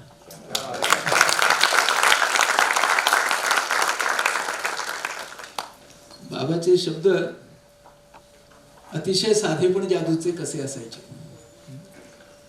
तो आज हम सबको नौशाद भाई बहुत गौरव की बात लगती है. थोडंसं बोला पहिलं, तो काही शब्द बोला, मग त्याच्यानंतर आपण जास्त करून या दोघांची गप्पा मारणार आहोत. पण नौशाद भाईंनी थोडंसं बोलावं. नौशाद भाई, आज आपको कैसे लग रहा है, कसं वाटतंय ते जरा आम्हाला सांगा. अच्छा लग रहा है. हाँ, अब मैं आपको वही पूछने वाला था कि जब वो आपके यहाँ आए थे, वो याद है आपको? याद है ना, आके बैठे घंटा पर. हाँ, एक घंटा बैठे थे मेरे पास. 1 घंटा पास में आपके बैठे थे. आपको क्या लगा उनको मिलने के बाद? अलग से लगा. क्या लगा आप बता सकते हैं हमें कि कैसे लगे वो आपको? अच्छे लगे. अच्छे लगे. मैं हमेशा उनका नाम लेता था. आप हमेशा उनका नाम लेते थे. अच्छा, उनकी याद करते थे. विदुर जी के सामने बोलता था. अच्छा, विदुर जी के सामने आप उनका नाम लेते थे हमेशा. ओह, और बहुत समझाते थे. अच्छा, क्या क्या समझाते थे? नहीं, काम के बारे में. काम के बारे में समझते थे आपसे. हाँ, वो तो हमारे बाबा जो थे, इतना अच्छा विद्यार्थी स्कूल में नहीं मिलता. तो वो स्कूल के बाद ही विद्यार्थी बने बाबा हमारे, और फिर पूरी जिंदगी भर विद्यार्थी बने रहे. तो आपके साथ बैठ के भी उन्होंने बातें की. हाँ, मैं जैसा काम को बढ़ता था वो मेरे सामने आगे बढ़ता था. अच्छा, मुझे प्रेशर आ जाता था. अच्छा, हाँ, कि आप कैसे काम कर रहे हो देखते थे वो। देखते थे। हाँ, ओके, तो ये आपको याद है ना सब? 2 बार हम लोग मुलाकात। मुलाकात दी, क्या बात है, क्या बात है, बहुत अच्छे। तुम्हाला पण लक्षात आहे, आपको भी याद है? हो, जेव्हा पहिल्यांदा मिरजेत आले हाँ, तेव्हा महाजन सर आणि आमचे इसुबाई हम्म, त्याने एक आमच्या पूर्ण सातारकर फॅमिलीमध्ये सकाळी कोण चांगली स्टँडर्ड बनवतो ॲज अ कॉम्पिटिशन त्यांनी घेतले होते. हां हाँ, मग त्यातून आमचे सगळे बऱ्याचपैकी सतार बनवणारे सतार बनवले. त्यातून 3 सिलेक्ट करायचे होते. हम्म, त्यावेळी महाजन सर आणि अवचट सर, असे बरेचसे कलाकार म्हणजे त्यांना असं वाटलं की सतारी प्रत्येकाच्या एकदम चॅलेंज होता, त्यामुळे ते प्रत्येकाने चांगले चांगले सतार बनवले. आता यातून 3 निवडून काढायचे म्हणजे त्यांचा थोडासा त्यांच्यावर प्रेशरच होता. त्यांच्यावरती प्रेशर. हो. बर, त्यातून ते 3 सिलेक्ट केले आणि मग त्यानंतर जे आमच्या घराण्याशी या सतार लोकांचे जे संबंध वाढले, हाँ, मग ते वरच्यावर जेव्हा मिरजेत येत असेल मग येऊन बारीक सारीकचे बनावटीचे म्हणजे काय महत्व आहे काय हे म्हणजे प्रत्यक्ष समोर बसून ते म्हणजे जाणून घ्यायचे. बर बर, त्यांना तो खूप म्हणजे समाधान वाटलं. बाबा तंतुवाद्य बनतात म्हणजे काय, कशा पद्धतीने बनतात ह्याचं ते खूप जाणून घ्यायचे जवळून. त्यांना आणि तो लेख आता म्हणजे आम्ही बहुतेक सगळ्यांनी वाचलाय आणि नाहीतर वाचूच नक्की. पण मला सांगा, ही जी परंपरा तुमच्या घरामध्ये आली ती कशी काय आली 150 वर्षांपेक्षा जास्त? आता आमचे पूर्वज जे आहेत ते विजापूरचे. अच्छा, त्यावेळी ते आदिलशाहीच्या राजवटीमध्ये आमचं जे घराणं होतं ते त्यावेळी ते युद्ध व्हायचे, त्यावेळी ते युद्धासाठीचे शस्त्रास्त्र बनवायचे उद्योग आमच्याकडे तो होता. बर बर, आणि मग युद्धाचा माहोल जेव्हा म्हणजे नष्ट झाला मग त्यावेळी ते आदिलशाहीने म्हटले आता हा तो माहोल म्हणजे बंद झाला, आता तुम्ही काय करायचं आहे तुम्ही ठरवा. मग ते मिरजला आम्हाला पाठवले. मिरजेला मिराज साहेबांची एक दर्गा आहे, तिथं ते कळसाचं काम चालू होतं. बर, 700 वर्षापूर्वीची दर्गा आहे तिकडे. बर, आणि मग त्यांनी मिरजेला पाठवले. मग ते कळसाचं काम केले आमच्या पूर्वजांनी आणि त्यावेळी त्यांना सांगितले की तुम्हाला काय इनामी जमीन आम्ही मिरजेत देतो आणि तुम्हाला काय व्यवसाय करायचा ते तुम्ही करा. ओके. मग त्यावेळेला मिरजे पटवर्धन संस्थानाचा एक काळ होता तो. बरोबर. आणि ते पटवर्धन सरकारांचा त्यांना काशीला बनारसला कुठे गेली की छोटी छोटी वाद्य त्यांना दुर्मिळ वाद्य घेऊन यायचं एक होतं. आणि त्यांच्या ते राजवाड्यामध्ये त्यांनी छोटासा म्युझियम बनवला होता. अच्छा, हां. आणि मग असे आमची फॅमिली मिरजेत आल्या म्हटल्यावर मग त्यांना थोडंसं म्हणजे बरं वाटलं की आपण त्यांना एकदा बोलवून आपली वाद्यांचं वगैरे त्यांना दाखवूया आणि ही जबाबदारी म्युझियमची जबाबदारी त्यांच्यावर दिया. अच्छा. मग आमच्या ते खापरपंजावर बोलवून त्यांना दाखवलं आणि त्यांना सगळी ती जबाबदारी त्यांच्यावर दिली की आम्ही काय काय वाद्य घेऊन येतो त्याची देखभाल करायची आणि तुम्ही त्यांना सांभाळायचं. त्याप्रमाणे गेले. मग एकदा त्यांना एक छोटी सितार मिळाली. मग ते घेऊन आले काशीवरून आणि त्यावेळी त्याने म्हटले की तुम्ही अशी छोटे छोटे म्हणजे त्यावेळेचं मॉडेलच असते तो, मग तुम्ही मोठे असे म्हणजे वाद्य का बनवत नाही असं त्यांनी तो प्रश्न आमच्या कापरपंजोबाला विचारला. मग ते 2 कापरपंजोब आणि त्यांचे दोन बंधू होते. मग ते सतार ते घेऊन आले घरी आणि पूर्ण तो उघडून पाहिला. पूर्ण डिसमॅन्टल केलं. हो. आणि बघितली कशी बनावटी आहे काय. मग असं ते हळूहळू करत मग त्यावेळी ते भोपळे वगैरे मिळत नसायचे. मग साधू मंडळी हातात कमालून घेऊन यायचे ते भोपळाच असायचा. बरं. छोटे आणि त्यांना मग बाजारात घेऊन तांब्याचा किंवा पितळेचा तेवढा तो एक भांडा द्यायचा तो आणि त्यांचा घ्यायचा तो भोपळा घ्यायचा. सुरुवात झाली वाद्य बनवण्याची छोट्या भोपळ्यापासून. मग असे परत करत मग त्यांना खूपच म्हणजे त्यावेळेस आता सहजासहजी जी आम्हाला काय काय मटेरियल काय म्हणजे अवजारे जे उपलब्ध होतात त्यावेळी ते मग ते हाताने बनवून ते करत होते. मग 1850 साली आमचे जे खापर बंधू आहेत परिसराचे तालुक्यात त्याने पहिला तानपुरा जे बनवला. पहिला तानपुरा बनवला. ओके. मग 3 पिढ्या म्हणजे थोडं त्याच्यामध्ये ते रिसर्च करण्यातच गेले मग. अच्छा. हा. आणि रिसर्च करण्यात 3 पिढ्या गेल्या. मग आमच्या आजोबांनी मग त्यांनी ते हा व्यवसायाला खूपच मोठी चालना दिली. मोठमोठे त्यावेळी गवई लोक अब्दुल करीम खान साहेब आणि इमदाद अली खान असे खूप मोठे मोठे जे गायक होते. मग ते मिरजला येऊन आमच्या आजोबांना भेटून त्यांना पाहिजे तसे तानपुरे सतारे वाद्य ते बनवून घेत होते. त्याच्यामुळे आता आम्ही जे म्हणजे परंपरा जी चालवली आम्ही 5वी पिढी, आता आमची जी मुलं चालत 6वी 7वी पिढी पण म्हणजे आता ह्या व्यवसायामध्ये आता आहेत. पण मध्यंतरी जे काळात आम्हाला मी तुम्हाला तेच विचारणार होतो की इलेक्ट्रॉनिक्स वाद्यांची एवढी स्पर्धा आजूबाजूला असताना तुम्ही ही परंपरा कशी टिकवता? आता अचानक आमच्यावर ते इलेक्ट्रॉनिक वाद्यांचा वार झाला सगळं. तर आता आम्हाला आता परंपरा आम्हाला टिकवायला पाहिजे. थोडंसं आम्ही तो त्रास सोसला आम्ही, पण आम्ही ते टिकवण्याचा प्रयत्न केला. आणि म्हणतो ना की काळ बदलत असतो तो चक्र फिरत असतो. पूर्ण आता लोकांना ते कळत आहे की जे मॅन्युअल तानपुरामध्ये काय आणि इलेक्ट्रॉनिक तानपुरामध्ये काय फरक आहे तो कळायला लागला आता. आणि तो चक्र आता उलट फिरवतोय. अच्छा. त्यामुळे आता अच्छे दिन आलेले आहेत आमच्याकडे. मजिद भाई तुमच्याकडे येतो, कारण अनईम भाई तुमच्याकडे येतो. हे जे म्हणाले की वाद्य बनवणं आणि तुम्ही सतार आणि तानपुरा, आमच्या दृष्टीनं कॉमन म्हणजे भोपळा आहे दोन्हीकडे. पण अतिशय वेगळी वाद्य आहेत. तर ह्या वाद्यांची वैशिष्ट्य काय?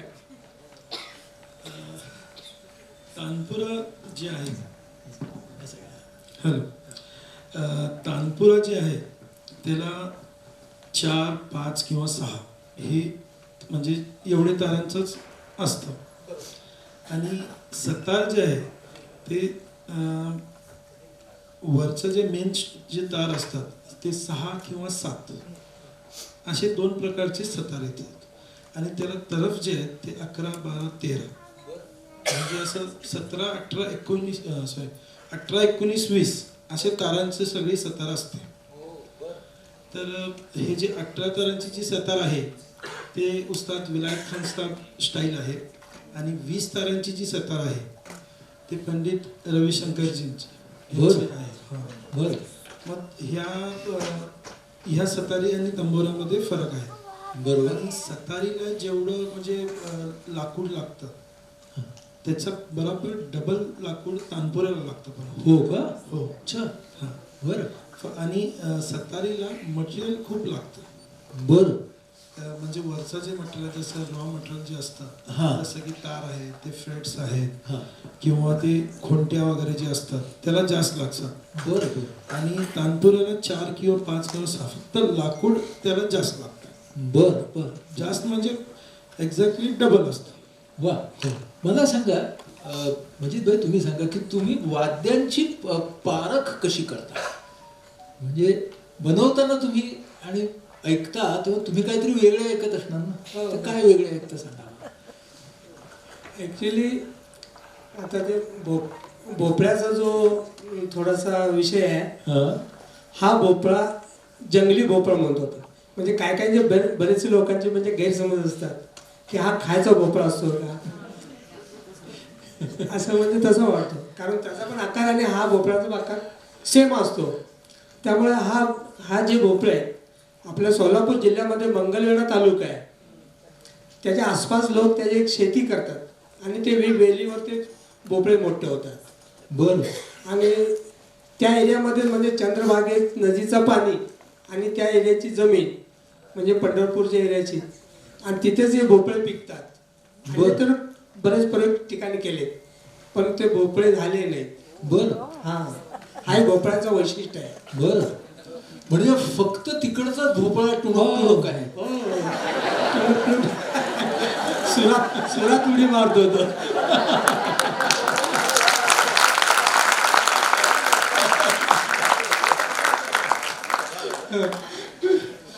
बर. तर जेव्हा लाकडी आता जेव्हा आम्ही सगळे पार्ट वेगवेगळे असतात, तानपुरी सतरीचे पार्ट बनवतो आणि नंतर ते सगळं जॉईंट करून त्याचा जो ढाचा ट्रॅक्चर जे बनवतो तो पूर्ण जेव्हा सुरुवातीपासून त्याचे पार्ट बनतात तेव्हापासून ते पार्ट त्याचे चालू असते. कशा पद्धतीचे आतून त्याची खुदाई झाली पाहिजे, त्याची जाडी थिकनेस किती ठेवली पाहिजे, हा एक अंदाज त्याचा असतो. त्याप्रमाणे ते करतो. तर तो परफेक्ट तानपुरा असो किंवा सतारा असो, बरं, ते बोलण्यात खूप उत्तम असते ती.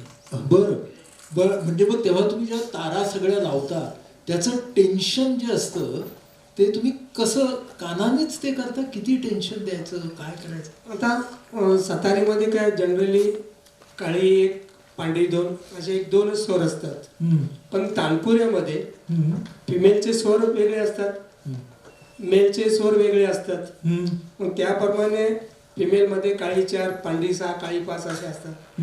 जेंट्समध्ये काळी पांढरी 1, काळी 1, पांढरी 2, काळी 2, पांढरी 3, पांढरी 4 असे प्रत्येक स्वर असतात. मग त्याप्रमाणे त्याचं सगळं मेजरमेंट ठरवून मग तसं तो त्याचा ट्रॅक्चर बनवला जातो. अच्छा, बरं. आणि शेवटी आम्ही जेवढा आम्हाला त्याच्यामध्ये जीव होता असतो तेवढा आम्ही जीव होतो. शेवटी त्याच्यावर जे असतं ते त्यांच्यावर सोबत. ते जे बाबाचं शेवटचं वाक्य आहे की माणसाने त्याला जेवढं जमतंय तेवढं जास्तीत जास्त करावं. मला सांगा की हे सगळं करत असताना तुम्हाला गाणं पण कळायला लागतं का हळूहळू? आता लहानपणापासून बाबा आणि आम्ही प्रत्येक ठिकाणी प्रोग्राम असायचे संगीत, त्यावेळी त्यांच्याबरोबर जायचो आम्ही. मग लहानपणापासूनच आणि दुकानात म्हणजे हा सगळं सुरांचाच बाजार असायचा आमचा. त्यामुळे ते लहानपणापासूनच कानावर सुरांचेच म्हणजे आम्ही बाहेर जाऊन आमचं म्हणजे शाळा सुटली की बाहेर जाऊन खेळणे, बॉलने विटी दांडूने काही इतर ते न करता आम्ही दुकानात म्हणजे हात्यार घेऊन त्याच्याबरोबर आम्ही खेळतो. वा वा. म्हणजे आपल्याला लक्षात येईल की मजीद भाईंना मी मगाशी सांगितलं संगीत नाटक अकादमीचा पुरस्कार नुकताच मिळालाय त्यांच्या या कामासाठी. तर मग आता तुम्हाला म्हणजे तुम्ही आता मैफिलीला बसले तर तुम्हाला बरोबर कळतं हा राग आणि तुम्ही दाद देता असं आहे ना? आणि जे कलाकार म्हणजे ज्यांचे म्हणजे रिलेशन आहे ते आम्हाला स्टेजवर बाजूला तानपुरी जुळवायला लावतात. आणि स्टेज बनवून आणि किंवा नसेल तर मग तानपुरी वाजवायला पण बसवतात. तुम्ही असले की आमचे तानपुरी बिघडत नाही. तुम्ही कोणाच्या मागे बसून तानपुरा साथ केली आहे? तसे म्हणजे जवळजवळ म्हणजे बरेच जे कलाकार भीमचंद जोशींचे असते म्हणजे त्यांच्या पाठीमागे अभिषेकी बुवांच्या लहानपणापासून आणि मला लहानपणापासून तानपूर वाजायची खूपच म्हणजे ते एक मला छंदच होता तो. त्यामुळे प्रत्येक ठिकाणी जायचं मग ते वाजवायला आपल्याला मिळतो मोठ्या कलाकाराबरोबर असं एक आपल्याला फील व्हायचा तो. त्यामुळे बरेचसे आर्टिस्ट बरोबर म्हणजे तानपुरे वाजवलेले आणि आम्ही असलो प्रोग्राममध्ये स्टेजवर तर ते म्हटले आमचं टेन्शन तुम्ही खूपच आमचा प्रेशर लो आणताय. आणि आम्ही असलो की आणि तानपुरे त्यांना ट्युनिंग करून दिले की ते म्हटले आता आमचं गायन आमचं रंगणार. त्यांना ते समाधान वेगळं होत नाही. बरोबर. कारण प्रत्येक ठिकाणी तानपुरी चांगले व्यवस्थित मिळतील की नाही प्रोग्रामसाठी त्यांना ते हे नसतं. त्यामुळे आता बऱ्याचशा ठिकाणी मला ते 3 दिवसाचे महोत्सव असतात, बऱ्याच ठिकाणी बोलवले जातात. मग आधी सगळे तानपुरे सगळे सेटिंग करून ठेवायचे आणि त्याच्यानंतर मग जो कलाकारांचा स्वर असेल त्याप्रमाणे त्यांना ते ट्यून करून द्यायचे. एवढी जबाबदारी ते आमच्यावर असते. त्यामुळे आम्हाला थोडासा कॉन्फिडन्स येत होता तो. आणि आता म्हणजे आम्हाला बरेचसे अजून काय शिकायचे आहेत. तर आता ही आम्ही परंपरा पुढे चालवलेली आहे. हा सगळ्यांच्या सहकार्य, सगळ्यांच्या आशीर्वाद पुढे जाईल ती नक्की. असं आम्हाला. मी आता थोड्या तरुण पिढीकडे येतो. हो. तर मला तुला असा प्रश्न विचारायचा आहे नयनभाई, तू तर एक जनरेशन म्हणजे ह्यांच्यापेक्षा जे हे मोठे हे लहान, तू तर पुढच्या जनरेशनचा. तर तुला या व्यवसायामध्येच आपण राहावं असं का वाटलं? ऍक्च्युली काय, मी लहानपणापासून म्हणजे आमच्या घरचा जे माहोल आहे ते जे आता जसं म्हटले काका की काम करत करत जे घरचे जे काम करतात असतात तेव्हा आम्ही बघत बघत आम्ही पण काही ना काहीतरी काम लहानपणापासून करतच आलो. ओके. म्हणजे आम्हाला असं स्पेशली असं शिकायची गरज पडली नाही, ते बघत बघत असं करत करतच आम्ही पुढे आलो. तर त्यामुळे एक आणि हे संगीताचं जे काम आहे म्हणजे जे हे काम करायचं एक वेगळंच आहे. म्हणजे आपण नॉर्मल म्हणजे जीवनात खूप काय काय बघत असतो, परंतु हे थोडं वेगळंच आहे काम. काय वेगळे? आता एक काहीतरी काम 10 जणी करत असतात म्हणजे आता जगात, परंतु हे काम करणारे समजा आम्ही मिरजेमध्येच आहोत किंवा कलकत्त्यामध्येच आहे, त्याऐवजी कोण नाही, जगातच नाही. तर हे जे आहे हे अभिमान आहे आम्हाला, हे खूप महत्त्वाचं वाटतं. त्यामुळे आम्ही हे पुढे घेऊन जायचा प्रयत्न करतो. क्या बात आहे. आणि हे म्हणजे एवढं खूप मोठा अभिमान वाटतोय मला की ह्या म्हणजे या फील्डमध्ये मी आलो आणि या घरामध्ये मी जन्मलो, त्याचा खूप मोठा अभिमान आहे. आणि फरीद साहेब सतारमेकर म्हणजे आमचे पहिले सतार तंबोरा ज्यांनी बनवलं, फाउंडर जे आहेत, त्यांच्या आशीर्वादाने जे त्यांनी करून गेलेत, जे त्रास उचलून गेलेत, त्यांचा आत्ता आम्हाला जे हो त्याचं त्यांचं खूप खूप फळ मिळतं. म्हणजे हे बरोबर. मला सांग की ही बँड्रामध्ये येऊन मुंबईमध्ये बँड्रामध्ये दुकान करावं ही कल्पना तुझ्या डोक्यात कशी आहे? ॲक्च्युली असं झालं की मी मुंबईला पुण्याला खूप असं म्हणजे कामानिमित्त सतार देणं, तंबोरा देणं, मी रुद्रवीणा पण बनवतो आम्ही. अच्छा. हां. तर मुंबईमध्ये खूप आर्टिस्ट आहेत, पुण्यात पण खूप आर्टिस्ट आहेत. त्यांच्यात जेव्हा संबंध येतो तर मुंबईत बनवणारे कोण नाही, म्हणजे सर्व्हिस देणारे किंवा बनवणारे असं कोण नाही. 1-2-3 दुकानं आहेत, त्यांना सतार तंबोऱ्याबद्दल काही कळत नाही ॲक्च्युली, फक्त विकणं माहिती आहे. म्हणजे एक्झाम्पल असं आहे की मुंबईमध्ये की आता तुम्ही सतार घ्यायला गेला आणि तो आर्टिस्ट म्हटलं मग सतार वाजून बघतो, ही थोडी ओपन वाजते जरा जवळ, म्हणजे टोन त्याचा जरा ओपन येतो. मग त्याला ते म्हणत नाहीत की आपण त्याला बंद करू शकतो जवारी करून, काम करून. ते म्हणतात दुसरी सतार दाखव. हा फरक जे आहे, हे फरक जेव्हा लोकांना कळाला तर ते खूप तिथून मागणी आली. आणि मुंबईहून म्हणजे मुंबईमध्ये खूप मोठे आर्टिस्ट आहेत जे आमच्या संपर्कात, म्हणजे मी 3री पिढीपासून म्हणजे त्यांच्यात 3री पिढी आहे जे काम करत आहे. जसे की ते उस्ताद म्हणजे डागर खान साहेब जे आहेत ते आहेत, ते तानपुऱ्यासाठी वगैरे त्यांची रुद्रवीणा पण आता आम्हीच बनवतोय. मग ते पूर्बायन चटर्जी आता सितारिस्ट आहेत, त्यांचं मी पण काम करतोय आता. नीलाद्री कुमारजी आहेत, असे म्हणजे खूपसे आहेत मोठे सगळे. हां. पुण्यात तर विदुर सरांबरोबर माझं आता जवळजवळ 12-13 वर्षापासून खूप जवळचं हे आहे. हां. मी म्हणजे असं 3 पिढ्यांचं हे आहे, पिढ्यांचा त्यांच्यासोबत संबंध आहे. हां. तर हे जे आहे हे कंटिन्युटी तिथून येत आहे, ह्याचा खूप आम्हाला अभिमान वाटतं की हे कंटिन्युटी आम्ही जपण्याचा प्रयत्न करतो आणि ते म्हणजे सक्सेस होत आहे. हे खूप महत्वाचं आहे आमच्यासाठी. अगदी बरोबर आहे की परंपरेकडे पुन्हा एकदा लोक वळत आहेत. हो. आणि कृत्रिम आणि अस्सल ह्याच्यातला फरक लोकांना कळतोय, ही गोष्ट तुमच्यासाठी खूप महत्वाची आहे. आणि मी वेगवेगळे इन्स्ट्रुमेंट थोडे वेगवेगळ्या प्रकारे बनवायचा प्रयत्न पण केलाय. अच्छा, काय केलं सांगा. एक स्वरमंडल तानपुरा मी एक बनवला. बरं. त्याच्यात म्हणजे एक वेगळा डिझाईन करून केलं. ते म्हणजे एक YouTube चॅनल आहे माझ्या नावाने, त्याच्यात मी व्हिडिओ आणि ते टाकले, नईम सितार मेकर म्हणून. नईम सितार मेकर हे YouTube चॅनल आहे. त्याच्यावरती तुम्ही हे नक्की पाहू शकता. आणि एक बॉक्स तानपुरा मी बनवलेला आहे, म्हणजे बॉक्स तानपुरा. हो, म्हणजे तो लाकडी आहे आणि 1 पीस म्हणजे असं 2 पीस मध्येच बनवलं आहे आणि त्याला श्री सरस्वती तानपुरा असं नाव दिलं आहे. बरं. हां, तर ते श्री सरस्वती तानपुरा नाव देण्याचं त्याचा उद्देश आहे की तानपुराला नाव मी श्री दिलेलं आहे. हां. आणि त्याच्यावर त्या तानपुऱ्यावर सरस्वतीचं कार्विंग प्रिंट केलेलं आहे. हो. हां, तर हे माझा एक म्हणजे एक वेगळा प्रयोग होता. बरं. आणि त्याचा खूप मागणी माझ्याकडनं येत आहे त्या. आणि बाहेर परदेशात ह्या आमच्या सतार, तानपुऱ्या, रुद्रवीणा म्हणजे आत्ताच्या परिस्थितीमध्ये खूप मागणी आहे. बरं. आणि आमची स्वतःची एक वेबसाईट आहे. बरं. त्या वेबसाईट थ्रू ते फेसबुक, इंस्टाग्राम ह्याच्या थ्रू ते म्हणजे आमची आता सतार बनली, तंबुरा बनला, तर त्याचे एक व्हिडिओ बनवून मी त्याच्यावर अपलोड करतो. बरं. त्याच्यावरून लोकांना कळालं की क्वालिटी काय आहे. त्यामुळे ते लोकांचा खूप चांगला म्हणजे प्रतिसाद मिळत आहे. क्या बात. खूप क्या बात. वा.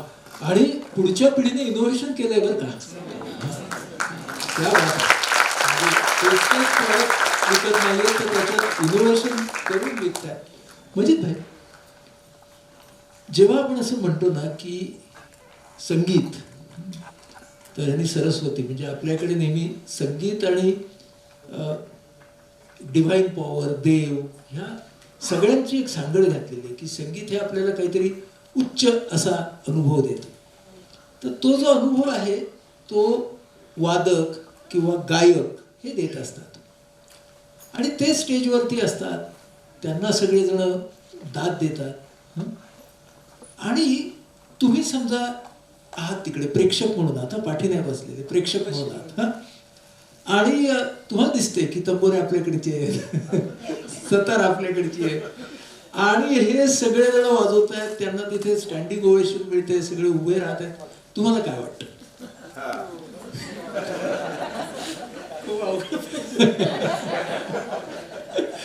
तुम्ही आधी म्हटल्याप्रमाणे आम्ही ते बॅकसाईडचे कलाकार, पडद्यामागचे कलाकार आम्ही. हो. बऱ्याच ठिकाणी म्हणजे असाच अनुभव येत होतो.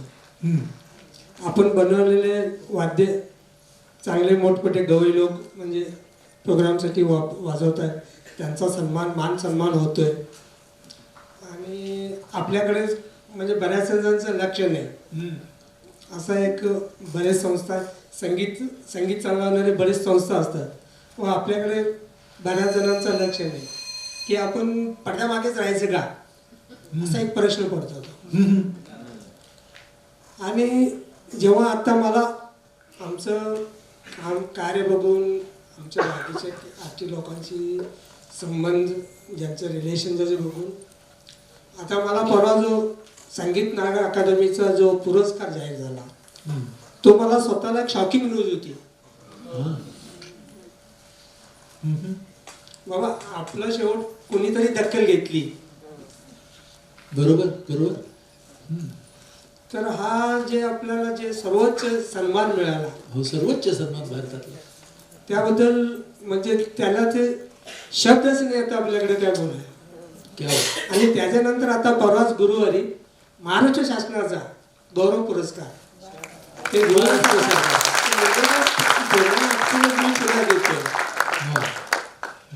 म्हणजे ही फार चांगली गोष्ट आहे. आता हे झाल्यावर आता तुम्ही आता जो आम्हाला जे मान सन्मान देऊन जे डॉक्टरांच्या नावाचा जो पुरस्कार देऊन आम्हाला जे सन्मानित करताय त्याबद्दल आमच्या म्हणजे एक कलेला 4 चांद लागले असा एक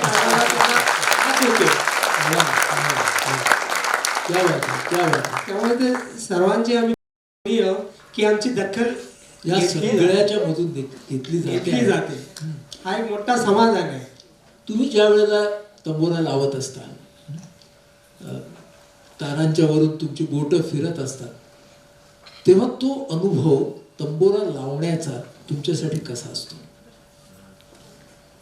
ॲक्च्युली जेव्हा मैफिलीमध्ये जेव्हा स्टेजवर तानपुरे लावले आधी ग्रीन रूममध्ये लावले जातात ते व्यवस्थित लागतात कारण तिथे सायलेंट असतो. सर जेव्हा ग्रीन रूममधून बाहेर स्टेजवर येतो आणि बाकी सगळं ऑडियन्सचा आणि बाकीचं जे किलबिल चालू असतो त्याच्या ह्याच्यात आपण ते तानपुरे ट्यून करणार हा. खरी परीक्षा असते. हो ना. हो हा बरोबर. म्हणजे ते तानपुऱ्याचे सूर नंतर लोकांना स्वरभ ब्रह्माचा वगैरे अनुभव देतील, पण तुमच्यासाठी ते लावणं ही परीक्षा असते. हो. पण डिस्टर्बन्स खूप असतो. ही परीक्षा वारंवार देऊन मग तुम्ही त्याच्यात पटाईत होता का? हो.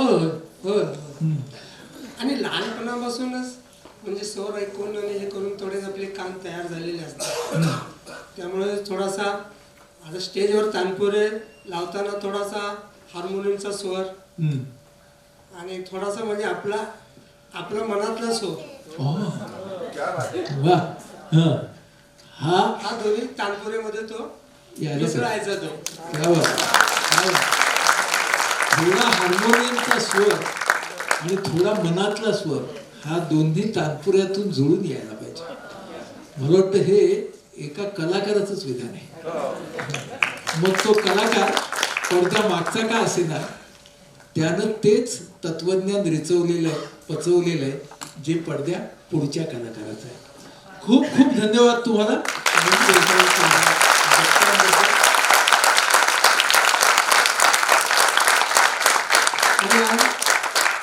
मुक्तांगण परिवारतर्फे डॉक्टर अनिल अवचट या मान नावाचा सुजन सन्मान माझे मोठे ज्येष्ठ बंधू यांना जो प्रदान करण्यात होता, त्यामुळे मुक्तांगण परिवारचा खूप मी आभारी आहे.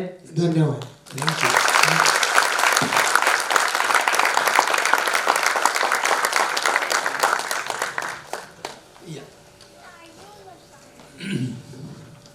येस, आपल्याला थोडंसं भाषांतरण करावं लागणार, पण मी त्याला इंग्रजीत प्रश्न विचारेन आणि त्यानंतर त्याचा गोषवारा मराठीतही तुम्हाला त्या क्षणीच देण्याचा प्रयत्न करणार.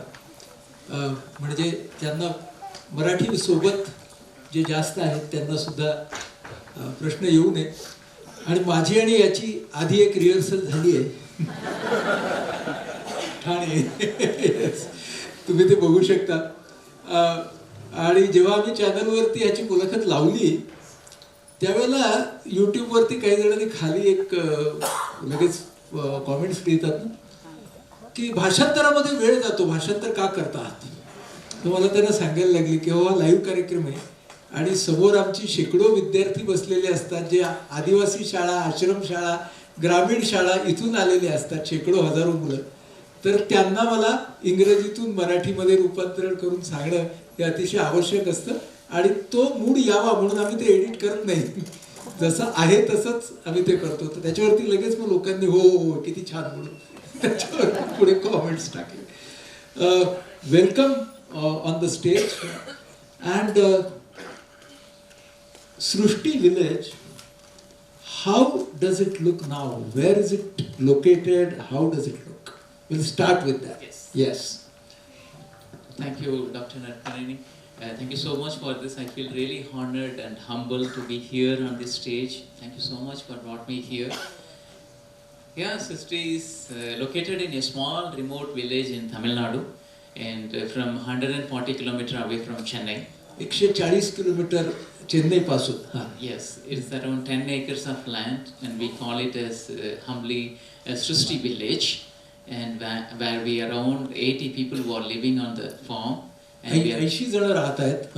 and we are practicing natural farming, and we have cows, dogs, goat, chicken, we have all the animals whatever you can say. 80 जण तुम्ही तिकडे राहता. 80 people you stay there. And what are the crops? What do you? So we have a lot of vegetables like lady's finger, brinjal, some fruit trees, coconut, mango, and yeah, now greens. Now it's become more and more is growing. Amla. Oh, सगळी फळझाडं grow there. Yes.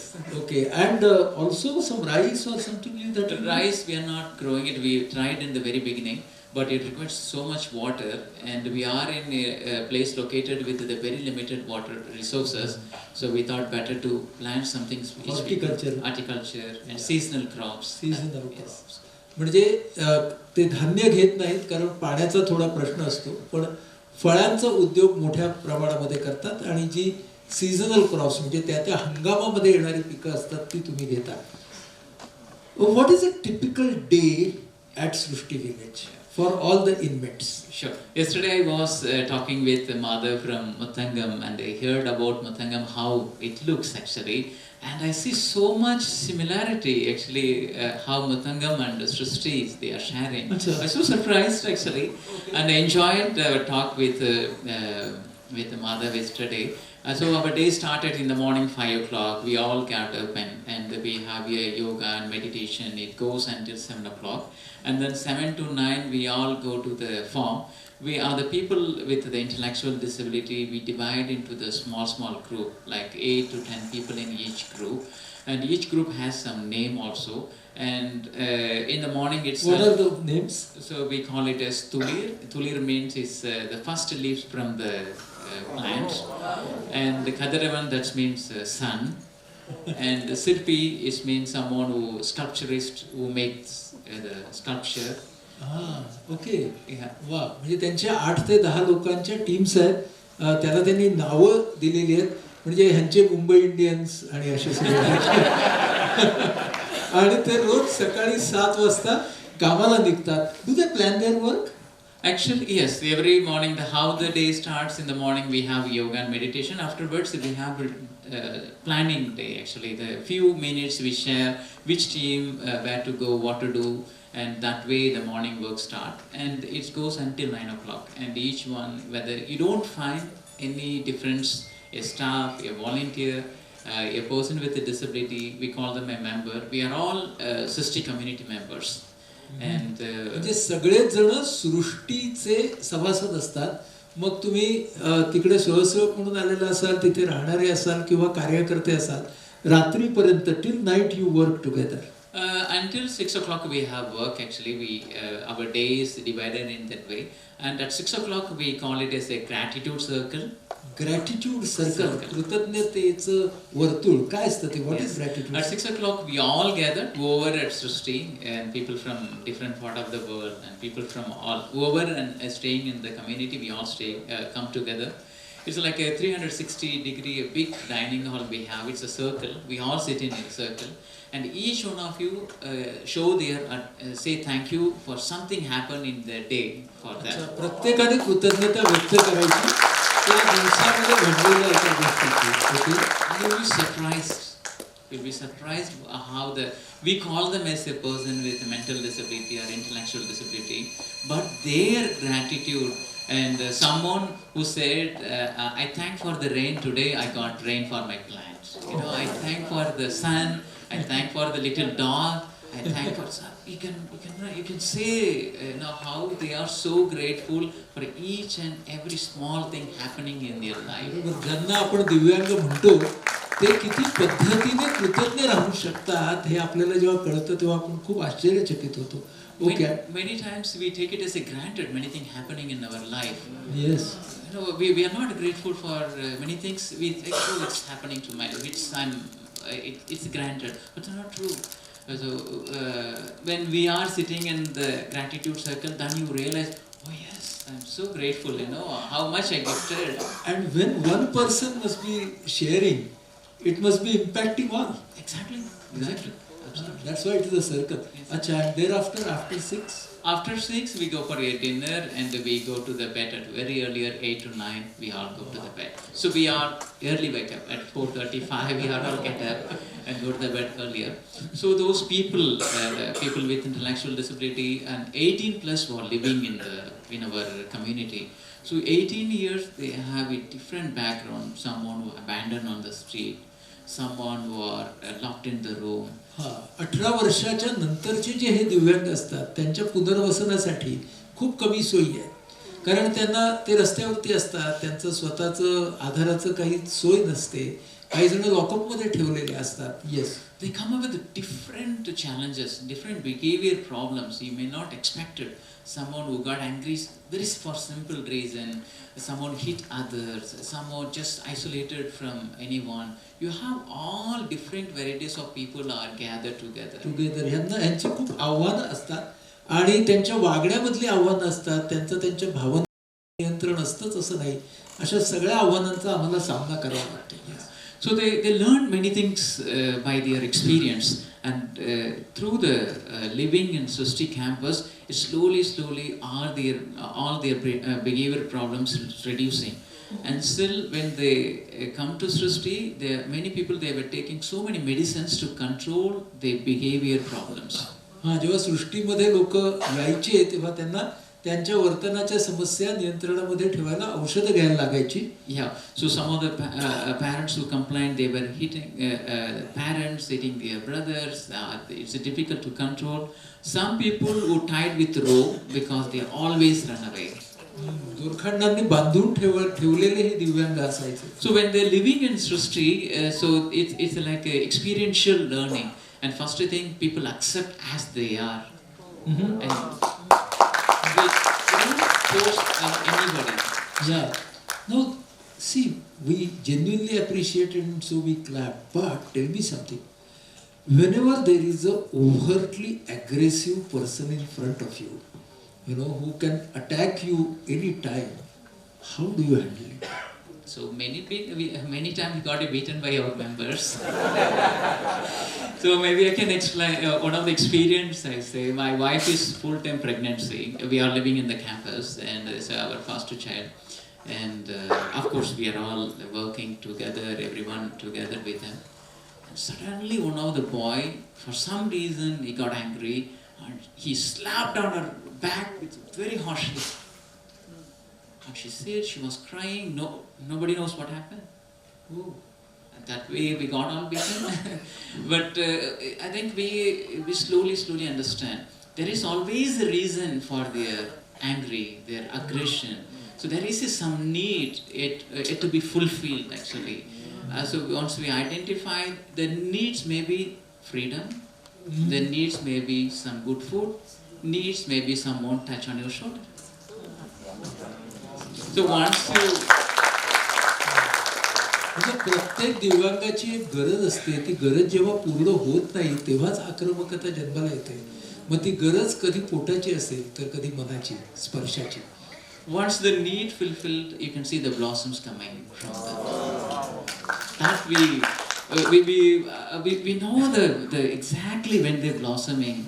When with each and every member, we keep maximum 50 people just because of this incident. Because if we have the more and more people, we cannot recognize when they are really blossoming.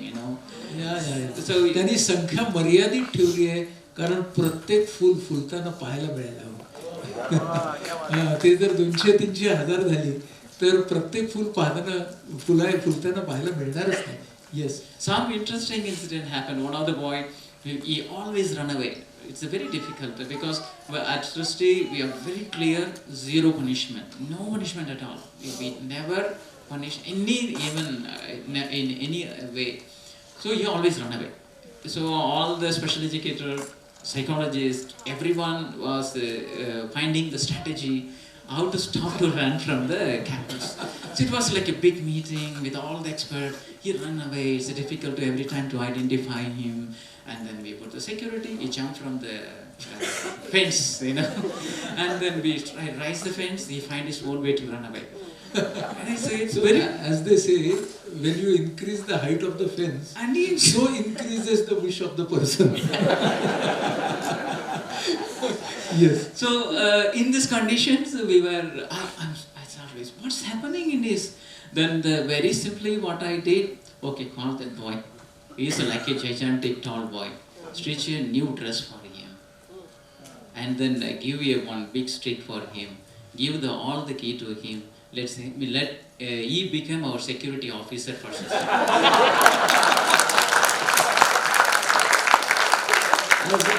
As we say, make the backbencher the monitor of the class. So you did the same thing. So then we have a beautiful security office at the moment. So we can put a beautiful bench, table, and then intercom, some music, FM radio, like one stick, and then you are the security officer. If someone leave, you are the person to responsible to inform me. That is the last day left from the campus.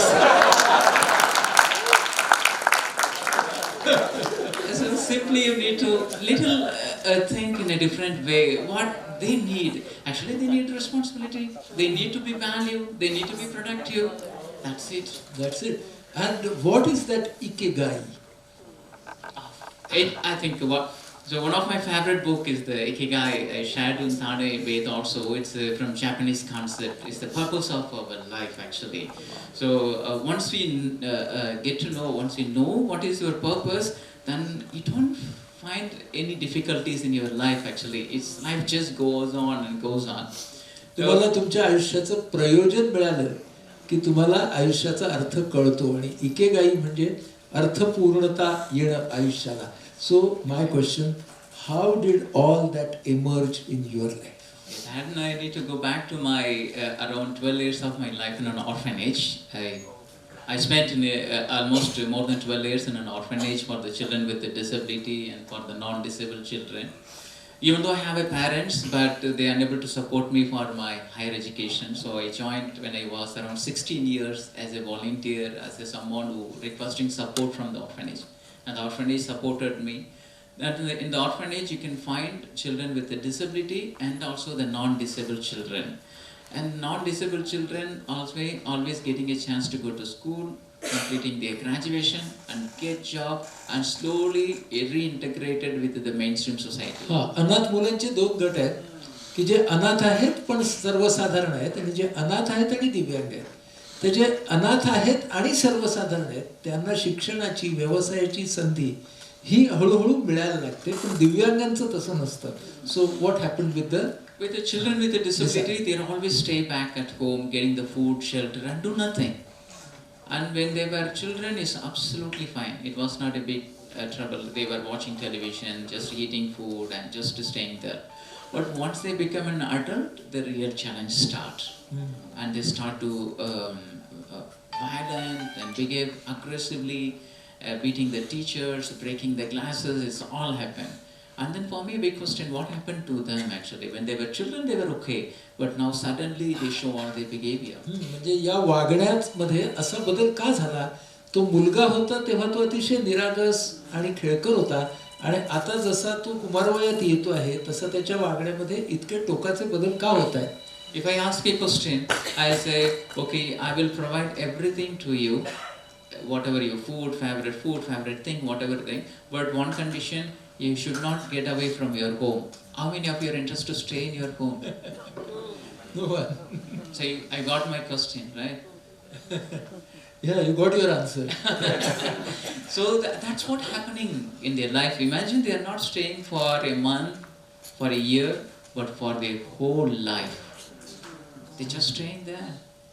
And if I just imagine myself, if I'm staying in that condition somewhere in a building where I get my food, my shelter and everything, but nothing, I don't have a space to go outside, I get frustrated. I get angry, I show my violence. That's what happened to them also. So you found that. But one interesting incident happened which gave you a direction. Yeah. So then I left the orphanage and I started to find what they can do well actually. Then I was searching what are the jobs which is suitable for them. That way I traveled almost 3 years and then I found farming somehow suitable for them. Because many places when I was approaching the big industries and the people said we are using the big machineries, it's a high electricity, it is a danger for them. So they are having always find some excuses. But with the farming I found it's somehow matching. म्हणजे खूप शोध केला याने की या अशा तऱ्हेच्या मुलांना देण्याचा व्यवसाय कोणता चांगला आहे. खूप अडचणी आल्या की शहरी पद्धत, औद्योगिक पद्धत ही धोकादायक होती, पण त्याला असं दिसलं की शेतीमध्ये अशा तऱ्हेचा धोका नाहीये. Yeah, then I came back and then I want to really check whether the farming is work or not. Then where I found my ikigai there. म्हणजे मग त्याला हे वर्क होणार का, हे सफल होईल का याच्यासाठी एक प्रयोग करायचा होता. Yes. I said many times. Still, it's always green in my mind, the incident. So we got a small piece of the land. Idea is to grow some vegetable for the orphanage. That time you were manager of the orphanage. Orphanage, yes. It is a tiny space. It's like 1,200 square feet. Then first time I take the around 15 boys and girls who are the young adults with intellectual disability out of the orphanage, bring them outside, a little away from the orphanage. We walk every day, and then I told them we are going to grow some vegetable, and then we cleaned, we made a fence around it, and then one day I brought some seeds. 10 ते 15 मुलं जी 18 वर्षाच्या पुढची दिव्यांग आहेत त्यांना त्याने एकत्र आणलं आणि त्या आवाराच्या जवळचीच एक जागा जी 1000 स्क्वेअर फुटांची होती ती त्यांनी तयार केली, साफ केली, त्याने कुंपण घातलं आणि मग त्याने बिया आणल्या, बीज आणली. And the first time I seen, they're very happy to touch the soil, to build something. And when I was brought the seed, I was keeping it in my hand, and one of the boy asked, "Brother, what is this?" हे काय आहे? And I said, "Hey, this is a seed. If you plant, it can grow." And he was looking very strangely. What is this? You know, he's never had experience with the seed. Something can grow. की या बी मधून एक झाड निर्माण होणार आहे हीच गोष्ट त्याच्यासाठी चमत्काराची होती. हे होणार का नाही हे त्याला ठाऊकच नव्हतं. And then I showed next to our garden is a big mango tree. It's such a gigantic tree. And I told him, his name is Sanbu. Anbu, look at this tree. It also came from this little seed. मी त्याला एक मोठा आंब्याचं झाड दाखवलं आणि त्याला सांगितलं की बघ या छोट्याशा बी मधूनच हे मोठं झाड तयार झालंय. And he looked at the big tree, looked at my tiny seed in my hand. He started to laugh at me. How this little seed can grow? You know, that was the first challenge I faced to train a person with intellectual disability in farming. माझं एक पहिलं आव्हान होतं की जे आपल्याला सगळ्यांना कळतं ते ह्या मुलांच्या पर्यंत कसं पोहोचवायचं, कारण तो हसला त्याला कळेच ना की एवढ्याच्या छोट्या बी मधून इतकं मोठं झाड कसं बरं येऊ शकेल. Then I told Anbu, we do one thing. We plant the seed and you watering it every day and see what happens. तू हे आपण पेरूया, तू त्याला पाणी दे, आपण रोज बघत जाऊया काय होतं ते. And he did very properly. We planted together, he watering it, and every day he goes regularly checking. And after a few days, I still remember the day, I was working in the office, and then the boy came and knocked the door, brother. I thought something happened. And he opened I opened the door, he was running, I was running behind him. He went to the kitchen garden and opened the gate. He showed the 2 leaves coming out from the ground.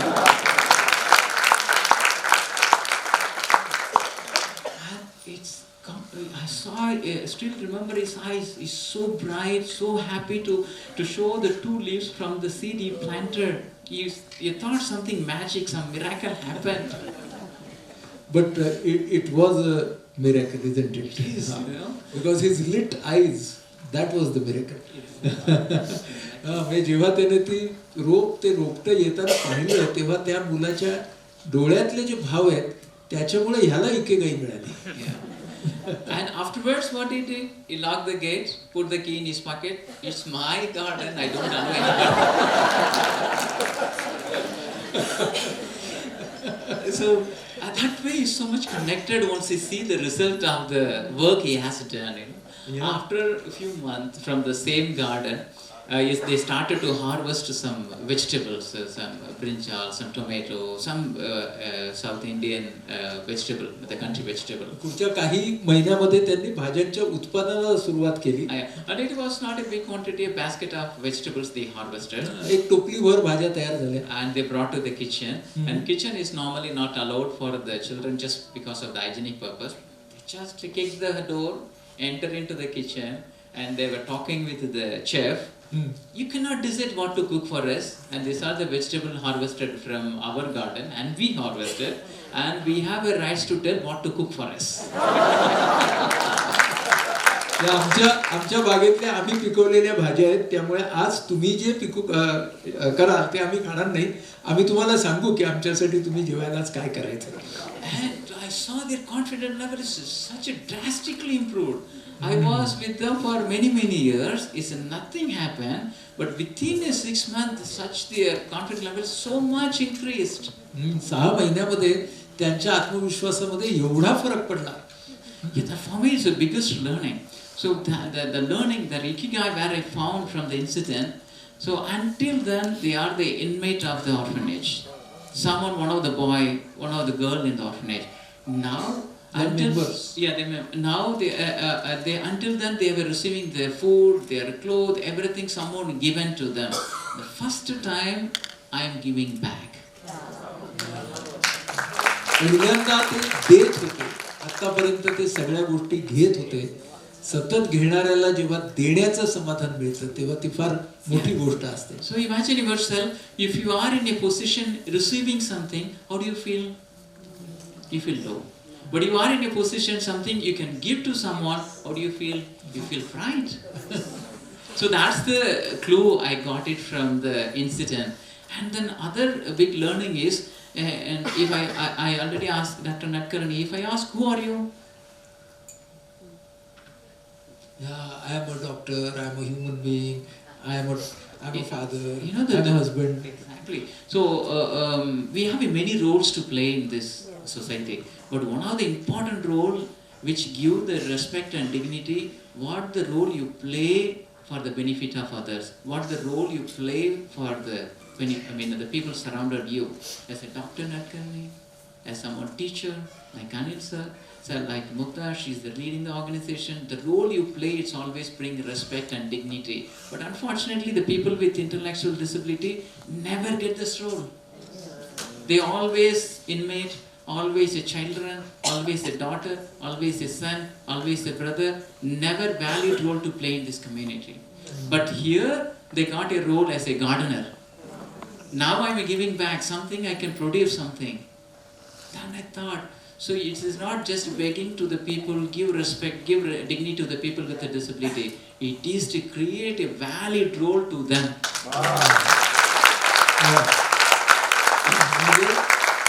दिव्यांगांना तुम्ही आदर द्या द्या द्या असं सांगणं ही एक गोष्ट आहे, पण दिव्यांगांना तो आदर कसा मिळवायचा याची खुबी सांगणं किंवा ते कौशल्य शिकवणं हा एक खूप मोठा त्याला मिळालेला शोध होता. तर मी सांगते, but I know, but I think audience will be very interested that these were actually your 2 leaves. Yes. And that was in a kind of a small piece of land. But then you had to really do a lot of work to get that land, no? Yeah. Where you are now, 10 acres. Exactly. Yeah, tell us about it.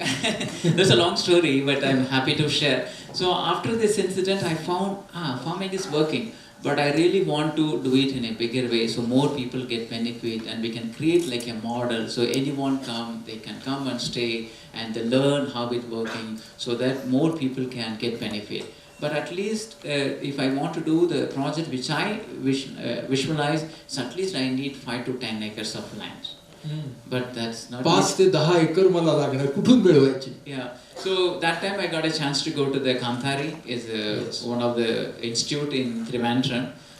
They are supporting for the people who have the social vision and get a chance to go and stay there. It's a 7-month intensive program, and you will get trained in how to run your own non-profit organization. कंथारी आपलीच एक मैत्रीण आहे, सेब्रिया टेनबर्केन नावाची. ती आणि Paul, सेब्रिया टेनबर्केनची मुलाखत पुन्हा आव्हान IPH वरती वेदमध्ये आहे. ती मुळातली जर्मन आहे आणि ती पूर्ण अंध आहे. तर कंथारी ही एक संस्था आहे जी सोशल एंटरप्रिनर्सना ट्रेनिंग देते. तर त्या संस्थेमध्ये कार्तिक पोहोचला आणि तिथं त्यानं सोशल एंटरप्रिनर बनण्याचं एक शास्त्रोक्त असं ट्रेनिंग घेतलं. Yeah. So that at the end of my training program, I got to raise around $10,000 as a seed grant to initiate my project. $10,000 कंथारी देते प्रत्येक सोशल एंटरप्रिनरला त्यांचं पहिलं भाग भांडवल म्हणून. And that time is the conversion rate comes around 6 lakhs. I thought I have some 6 lakhs, let's start the project. Then I was searching for the land, and land values incredible costly. You cannot buy even a small tiny space with 6 lakhs. But at least I need 10 acre of land to start my project. And I was searching and approached many people and approached temple, churches who hold the big land, and nobody believed my dream. Nobody believed my idea. They said, even the farmers, they're leaving the farm and they go to the city and they want to do the farming with the people with the mental शेतकरीच disabilities. त्यांची शेतं सोडून शहराकडे जात आहेत आणि तुला खेड्यामध्ये शेती करायची आहे यावरती अनेकांचा विश्वासच बसेना. Then that way I was searching and I searching, but it is very hard to find. Finally I found the land where we are right now. They said 1 acre of land is 5 lakhs, but already I have 6 lakhs. So I thought I go and buy at least 1 acre of land. Let's start the project. Then slowly we can expand. That was my idea. Then I went and then I approached the landowner and he said, I have around 9 acre of land. If you want the whole 9 acre of land, I can give to you. Otherwise, I won't give. म्हणजे तू सगळी माझ्याकडे असलेली जमीन घेतलीस तर आता, कारण ह्याच्याकडे 6 लाख रुपये होते, 5 लाख रुपये एकर. तर ह्याच्या डोक्यात असं होतं की आधी 1 एकर घेऊ आणि मग नंतर हळूहळू करत इतर घेऊ. पण तो मालक म्हणाला की नाही, मला सगळीच द्यायची. But I don't know where I got the confidence. I given all the 6 lakhs. I said, keep it as advance money. मी त्याला माझ्याकडचे 6 लाख रुपये दिले आणि म्हणालो ऍडव्हान्स म्हणून ठेव तुझ्याकडे. I need 39 lakhs. I don't know where I got the courage. I said, okay, don't worry, you can keep it as advance money. I will buy the land. Then I requested him, can you please come grace period to buy the land? He said, normally we give the agreement for 90 days. I will give 1 more month, like a 4 month. In a 4 month of time, you can register the land. 4 महिन्यामध्ये म्हणजे सगळे पैसे दे आणि मग आपण register करू. Then I moved to the village and then I started to do the identify how many villages are there, how many people are there, and then I found that really it's required to start the project and many children. Almost I identified 355 people with a disability in 88 villages. I thought 88 खेड्यांमध्ये 350 दिव्यांग त्याच्या पाहणीमध्ये त्याला मिळाले त्या जवळच्या. I thought it's the right place to start. And that time I was even it's interesting when I was looking for a small house to rent to start to stay in the village. That time I had a more long hair, even more long beard, and I used to use the long kurta. And people thought I'm like a guru going to start an ashram. And then nobody wants to give me a house to stay there.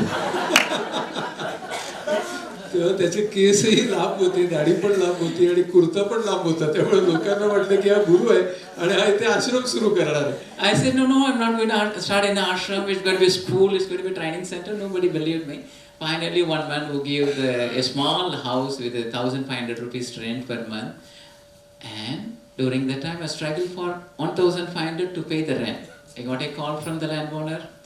Karthik, do you remember me? I said, yes sir, I remember you. 4 months before you came to me, you promised that you're going to buy the land. It's 4 months gone. And do you want the land or not? Then I rushed and then I said, yes sir, definitely I need the land. I said, I need the money immediately. Otherwise, some other people who wants to buy the land. And if you want, you can give the money. And as I said that time, 1,500 rupees rent I'm struggling to pay, but he asking 39 lakhs. मला इकडे 1,500 रुपयाचं भाडं भरायचं आणि याला 39 लाख रुपये पाहिजे. 4 महिन्यांचा वेळ निघून गेलेला आहे. And then I tried to convince him. Almost I begged, I cried, everything. It seems like he convinced, but he never responded anything. And then I went back, and the next morning I got a call from the village panchayat leader. दुसऱ्या दिवशी ग्रामपंचायतीच्या नेत्यानं phone केला. And then he just come, someone gave a complaint against you. कोणीतरी तुझ्या विरोधात तक्रार केलेली आहे. Then I went and I am very new to the village. I'm a stranger for everyone. The whole village standing. Other side I'm standing either in the like the movie. I'm standing here, and then the village panchayat leader said, "This landowner gave a complaint against you that you promised you want to buy the land. You gave the advance money. Afterwards, you never pay anything." त्याची तक्रार केली होती की ह्याने मला वचन दिलं, पैसे दिले आणि आता तो घेऊ शकत नाहीये म्हणून फसवणुकीची तक्रार दिली होती. said, yes, definitely, but right now I don't have any money, I need some more time.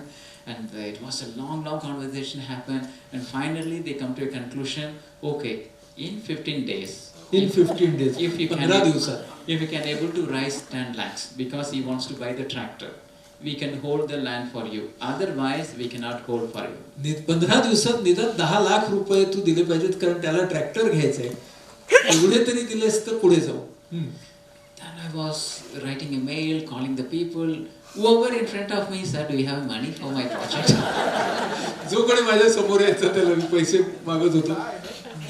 Then I got a call from one of my friend from Tamil, from Pondicherry. He is working as a scientist in Japan. Whenever he come to India, he always invite me for the lunch or a dinner at family. So he called me, Karthik, I'm in India, would like to have a dinner with me. Sir, I don't want a dinner, I need money.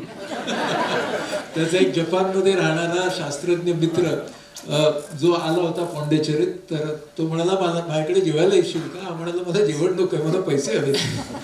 Then I went to his home. After a long time, I have a big lunch with them, and then I slowly and hesitate. I tried to call, talk to him, and suddenly his wife came with one envelope, and she said, "Karthik, this is for you." त्याची पत्नी आली आणि मी विषय कसा काढू हा विचार करत असताना आणि तिने एक पाकिट आणलं आणि how much money was there, And it's a 6 lakhs. त्याच्यामध्ये 6 लाख रुपये होते. And I said, I looking at them, and she said this was in our FD fixed deposit, and then probably the money goes to you may help many people. That we know that you need money. We cannot help you fully. We can take it as a loan, take it as a donation. It's up to you, but use it. Use या पैशाचा विनियोग कर, वापर कर. You cannot imagine in the 9th day evening I could raise more than 15 lakhs. 9व्या दिवशी मी अशा प्रकारे 15 लाख रुपये उभे करू शकतो. But the story is not end. So somehow I satisfied him, convinced him. I could able to raise money, I could able to buy the land. But again, 3 months gone, again the same problem. It all happened. But you know, if we have a stronger intention, and it will happen. तुमच्या मनामधला हेतू अतिशय ताकदवान असला तर गोष्टी घडतात. Somewhere, someone who are not connected with you, who may not met you before, somewhere you will achieve, you will get it. कुठून तरी अगदी अनोळखी माणसाकडून काहीतरी मदत मिळेल. That happened to me. So again the struggling movement, and I still remember those days because it was a big dream for me to set up a community living space for them, dream with constructing a school, dream to start some vegetable garden. So all the dreams in my mind, but just because of the money I am in a moment to lose everything. फक्त पैसे नाहीत म्हणून माझं संपूर्ण स्वप्नच आता वितळून जाईल की काय, विरघळून जाईल की काय असं मला वाटत होतं. Yes. So when I was during my travel, I got a chance to go to the Netherlands. So in the Netherlands, it's in a Amsterdam place, and along with my friend, one of the old man, he was looking at us, and then he was asking me, "Are you from India?" And then I said, "Yes, I'm from India." And he said, "Every year I visit India. Every year I come. You know, when you go to the abroad, you always meet some people who are fascinated with your country." And he said, "Every year come visit you, maybe you can tell me what you're doing." And it happened in 2013, and I did my dream speech. This is what I'm going to do in Amsterdam, in a canal, in a place we never met before. And he said, maybe next year I come to India, you can show what you are doing. And it happened long ago. So ॲम्स्टरडॅममध्ये ह्याला गृहस्थ भेटला आणि त्याला ह्याने त्याचं सगळं स्वप्न सांगितलं आणि त्याला भारताबद्दलची खूप ओढ होती, आवड होती आणि तो म्हणाला पुढच्या वर्षी मी येईन तेव्हा तुझं काम बघायला येईन. And then during the struggling moment I got a mail and mentioning, "Karthik, do you remember we met in Amsterdam? I would like to visit your project." वर्षानंतर त्याची मेल आली की मी आलोय आणि तुझा project. And he asked, "Would you like to pick me up from the airport?" आणि airport वरून मला घेशील का? No car, no money for the fuel. गाडी नाही, पेट्रोल नाही. Then I borrowed from my friend and I went to the airport. I drove myself. I brought him. April month, Tamil Nadu, you know the summer how hot is. एप्रिलमध्ये तामिळनाडूमधली गरमी उष्मा किती तुम्हाला ठाऊक आहे. He is such a stout old man from Netherlands. आणि हॉलंडमधला हा सशक्त तगडा असा माणूस. And there was no road to access the land, and we just somehow found our way. And then from there is a small water channels. I mean, it's a dry, and then you have to stand in other side and the land on other side, and we cannot even enter because we need a bridge to enter. Then I showed, his name is Kopian. Kopian, look at this. Here we have a school. Here the boys will play. Here we have a dairy farm. Here we have a plant. So you can see the forest and everything. This was सगळं स्वप्न स्वतःचं त्याच्या समोर हा मांडत होता. And this man, look at this. Karthik, I know I'm a very old man, but I cannot see anything. मी आता म्हातारा झालोय पण तरी सुद्धा मला काहीच दिसत नाहीये. I said, Kopian, one day you will get everything on this land. एक दिवशी तुम्हाला हे सगळं इथे मिळेल. And then he said, do you know how much money you need to get this land? किती पैसा लागणार आहे तुला? I said, I know, but okay, give me some proposal, I can try. And then I completely forgot. मी त्याला proposal दिलं आणि मी विसरून गेलो. And that moment, again the village panchayat came, again the problem started. The moment I'm going to drop the project, I got a mail. ज्या मी आता सगळं आता आपण बंद करून निघायचं अशा निर्णयाला येत होतो तर मला मेल आली. The mail mentioned, our director visited your project and he is so much impressed with your idea and he sanctioned 45,000 euros. 45,000 euros त्यांनी सँक्शन केले असं बोलला. And I thought it's a spam. Who wants to give me the 45,000 euro. And then I checked, who is the man? Then when I was Google it and it's mentioned, he's the director of the big funding agency in Netherlands. He never mentioned at any point.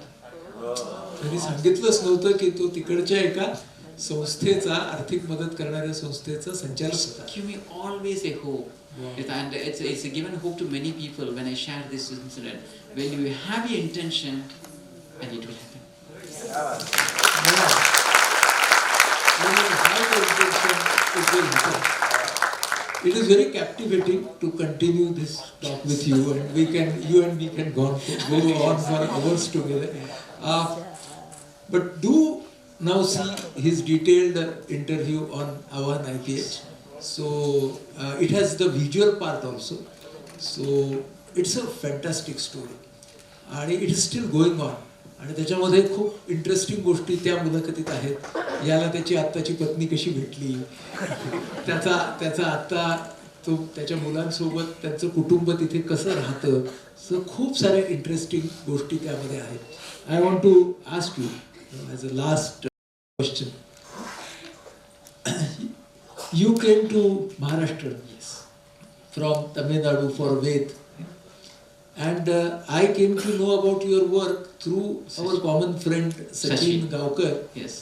who Sachin म्हणून आमचा जो सहकारी आहे आव्हान IPHचाच तो दिग्दर्शक आहे.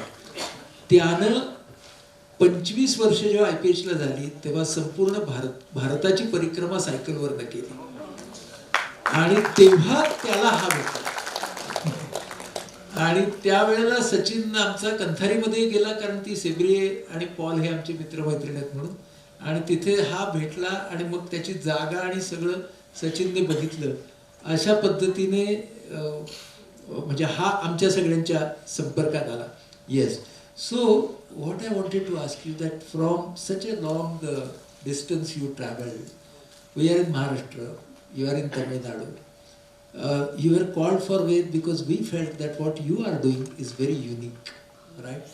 And it's very difficult. You are smiling when you are telling us all the things, but I think all of us here understand the pathos, the efforts, the frustrations that must have gone through all your experiences.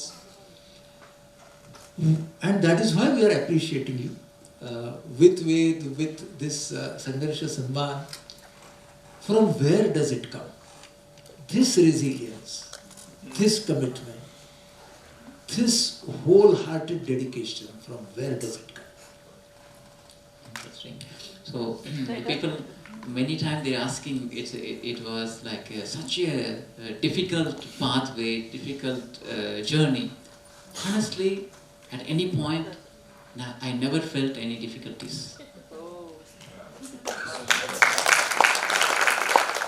Yesterday, when I was talking with Madhav from Muktangan, he also had the same question. And I said, when you know your vision, when you know your purpose of life, when you know where you are going, and you don't find any difficulties, you celebrate each and every day, every minute. तो आपल्याला सांगतोय की ज्या वेळेला तुमच्या मनामध्ये कुठं जायचंय ते माहिती असेल, तुम्हाला तुमच्या जीवनातला अर्थ इकेगाई म्हणजेच आपल्या भाषेत सार्थक सापडलेलं असेल, तर तुमच्या समोर येणारी अडचण ही अडचण राहतच नाही, तर त्या अडचणीचा उत्सव बनून जातो. So maybe I finish with the two boys I found in the village from the same family. The whole family just abandoned on the street. The whole village were against them. They were like 15 and 16. They were like, both of them, they are people with intellectual disability. And the parents who are having the one elder brother, one elder sister, and parents, their older parents, and two boys.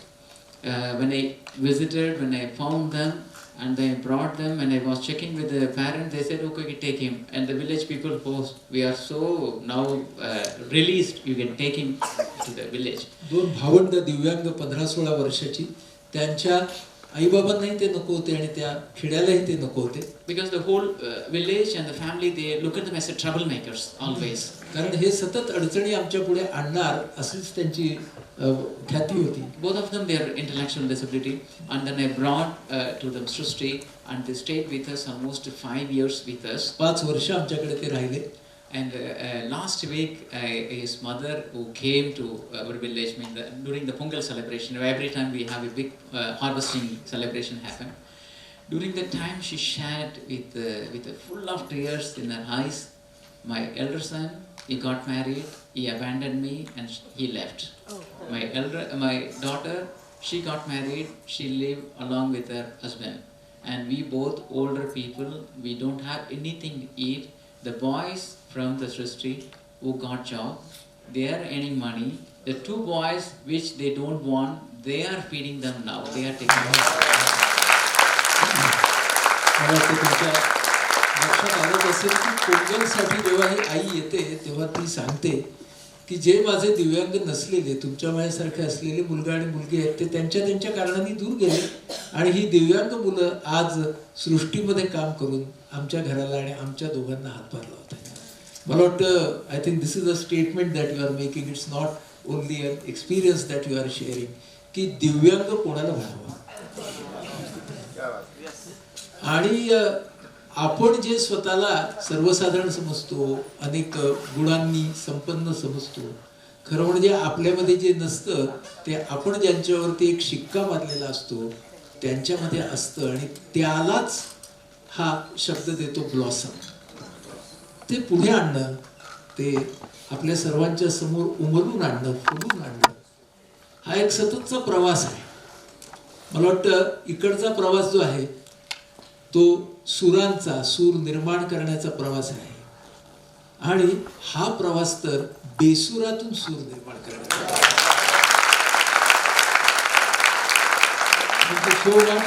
Thank you so much for coming here and sharing your views. आपण आता अरविंद सरांकडे जाणार आहोत, doctor Arvind Gupta, त्यांच्या अध्यक्षीय समारोपासाठी.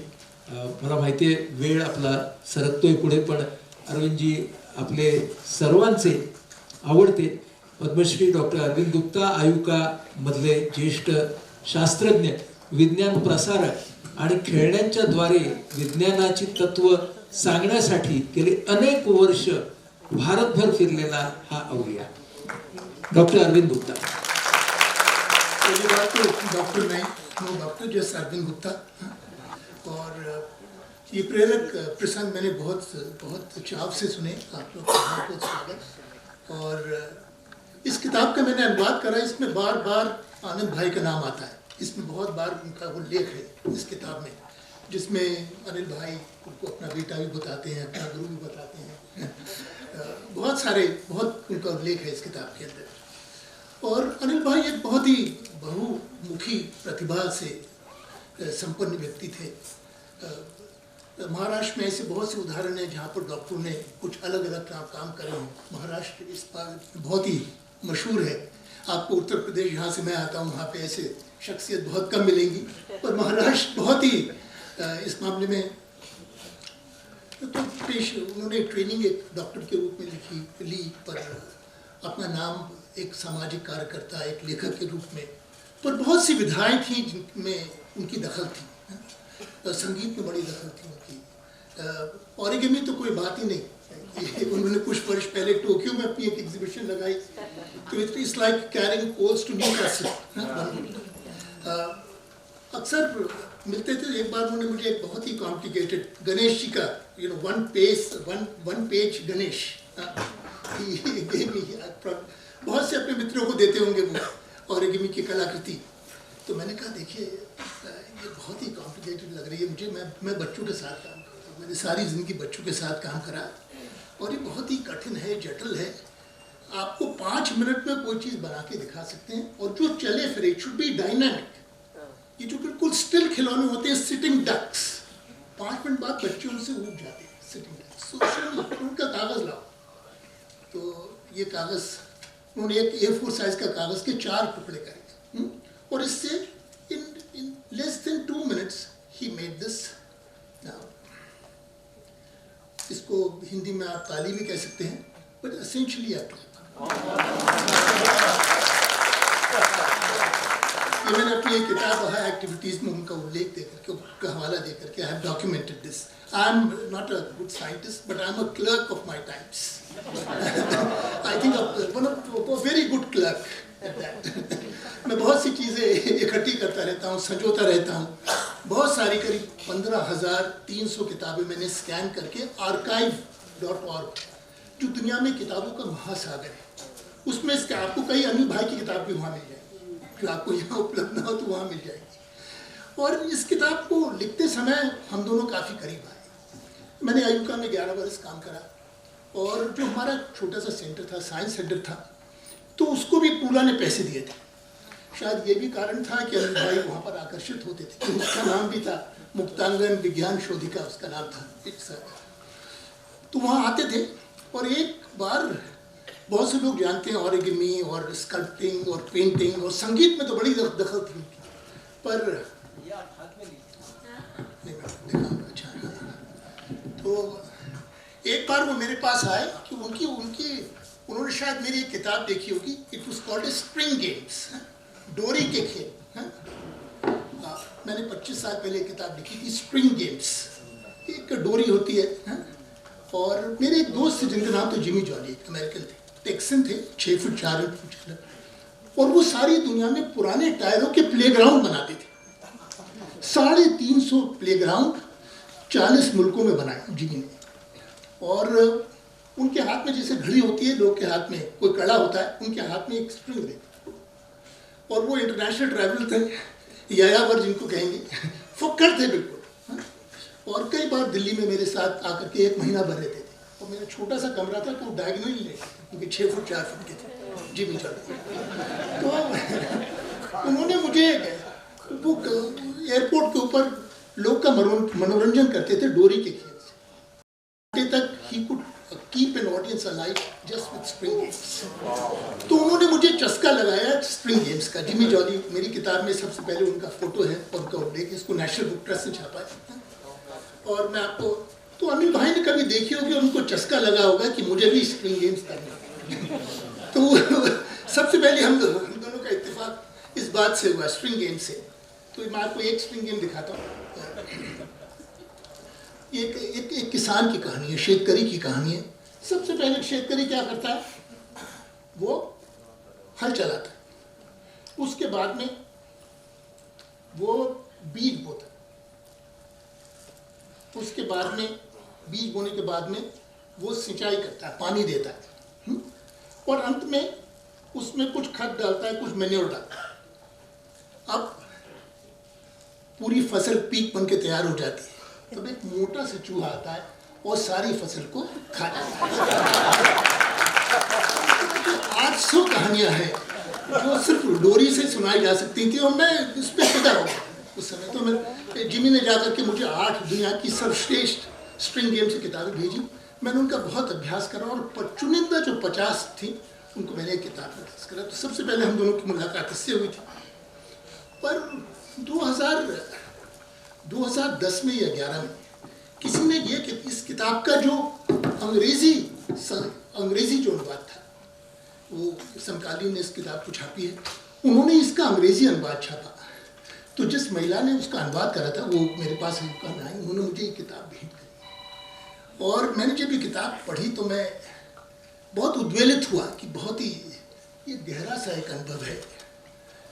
ये कोई सामान्य अनुभव नहीं है मुक्तांगन का, क्योंकि जिन लोग के साथ आपका इत्तेफाक है वो समाज के सबसे गिरे हुए तबके के भी हैं और सबसे बड़े तबके भी हैं।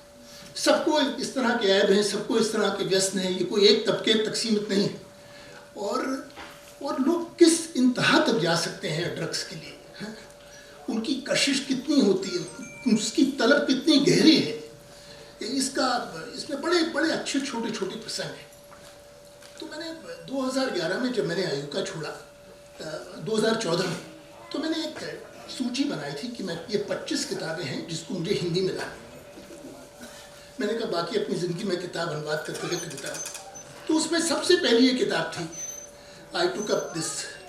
अनिल भाई बहुत कहते रहे आप तुम इसका क्यों अनुवाद कर रहे हो, इसको कौन छापेगा।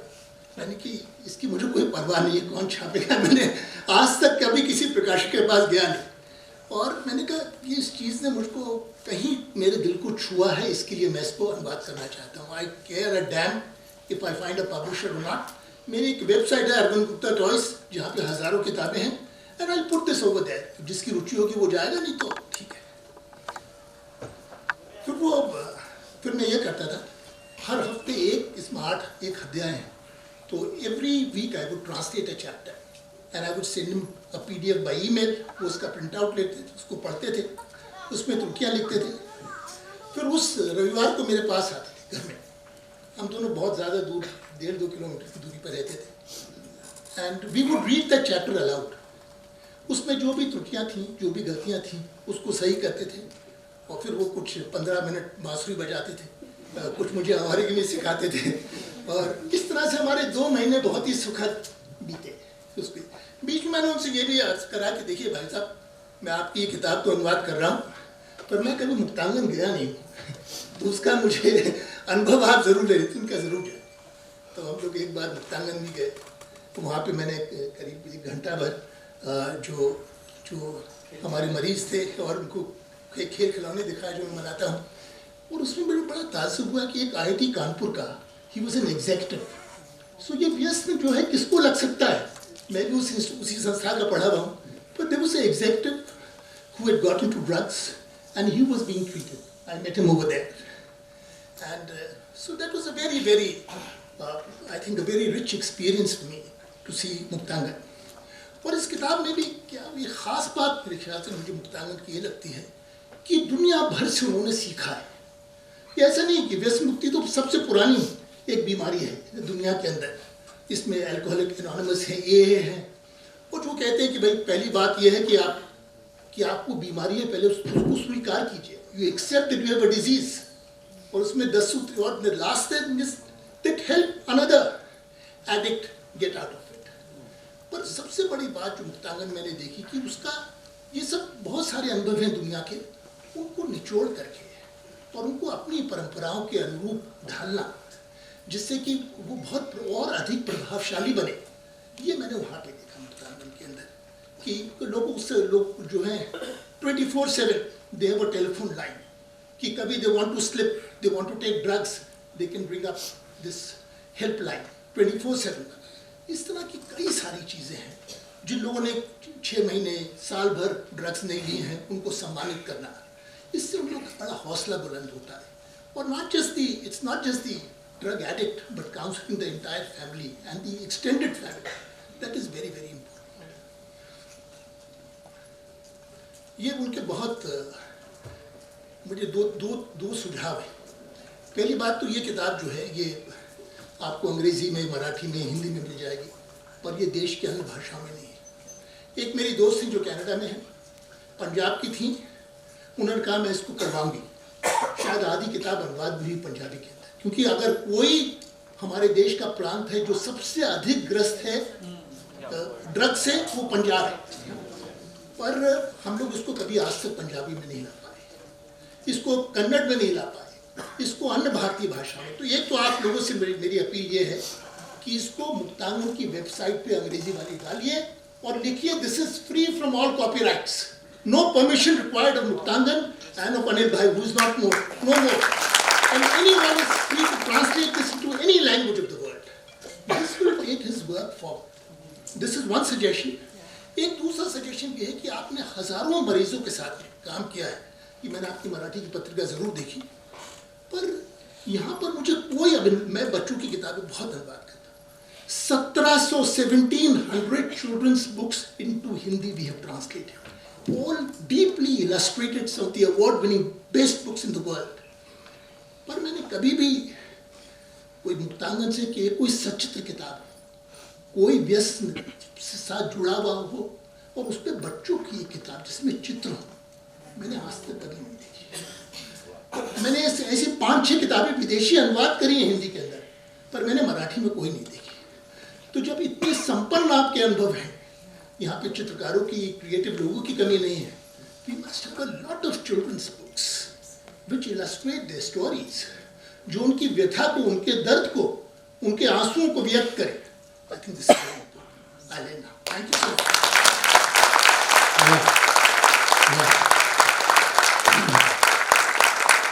अरविंद सर, मुक्तांगणच्या तर्फे आणि आम्हा सर्व कार्यकर्त्यांच्या तर्फे मी तुम्हाला असं सांगू इच्छितो की तुमच्या या दोन्ही सूचना अतिशय मौल्यवान आहेत आणि या दोन्ही सूचनांवरती आम्ही निश्चितपणे काम करू आणि 3 महिन्यानंतर मी आणि मुक्ता तुम्हाला रिपोर्ट करेन की आम्ही 3 महिन्यांमध्ये काय केलं.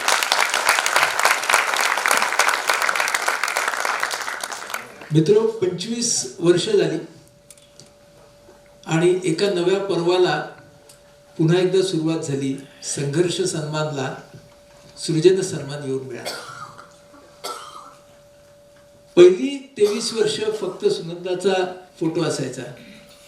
गेल्या वर्षी आपण जेव्हा कार्यक्रम केला त्यावेळेला अनिल आणि सुनंदा जे आधीच भेटलेले होते ते फोटोमध्ये भेटताना आपण पाहिले आणि आता ते आपल्याला जोडीने भेटणार आहेत. सुरुवात करताना मी म्हणालो की ते दोघं, पण आता मला जाणवतंय की ते दोघं आता दोघं कुठे उरले आहेत. सुनंदाचा संघर्ष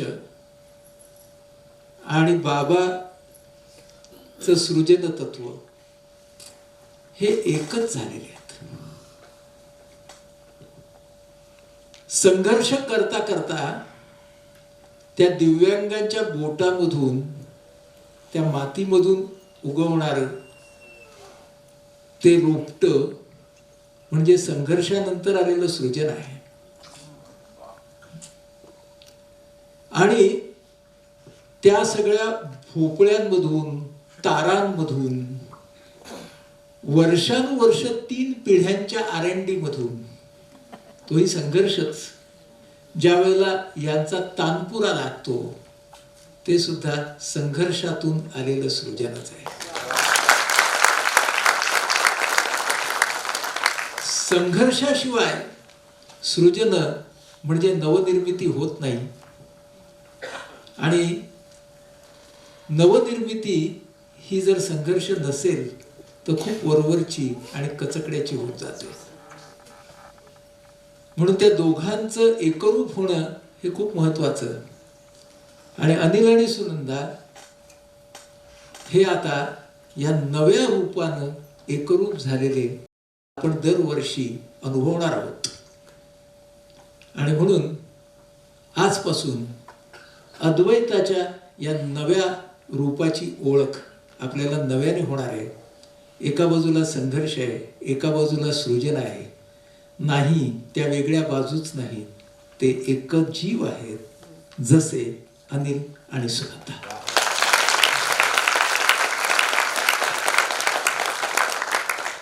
खूप खूप धन्यवाद. नेहमीप्रमाणे आपण भरपूर ऊर्जा घेऊन या कार्यक्रमातून जाऊया. पुढच्या वर्षी पुन्हा येऊया. मुक्तांगण सोबत तुमच्या सर्वांच्या संवेदना सतत राहू देत. धन्यवाद.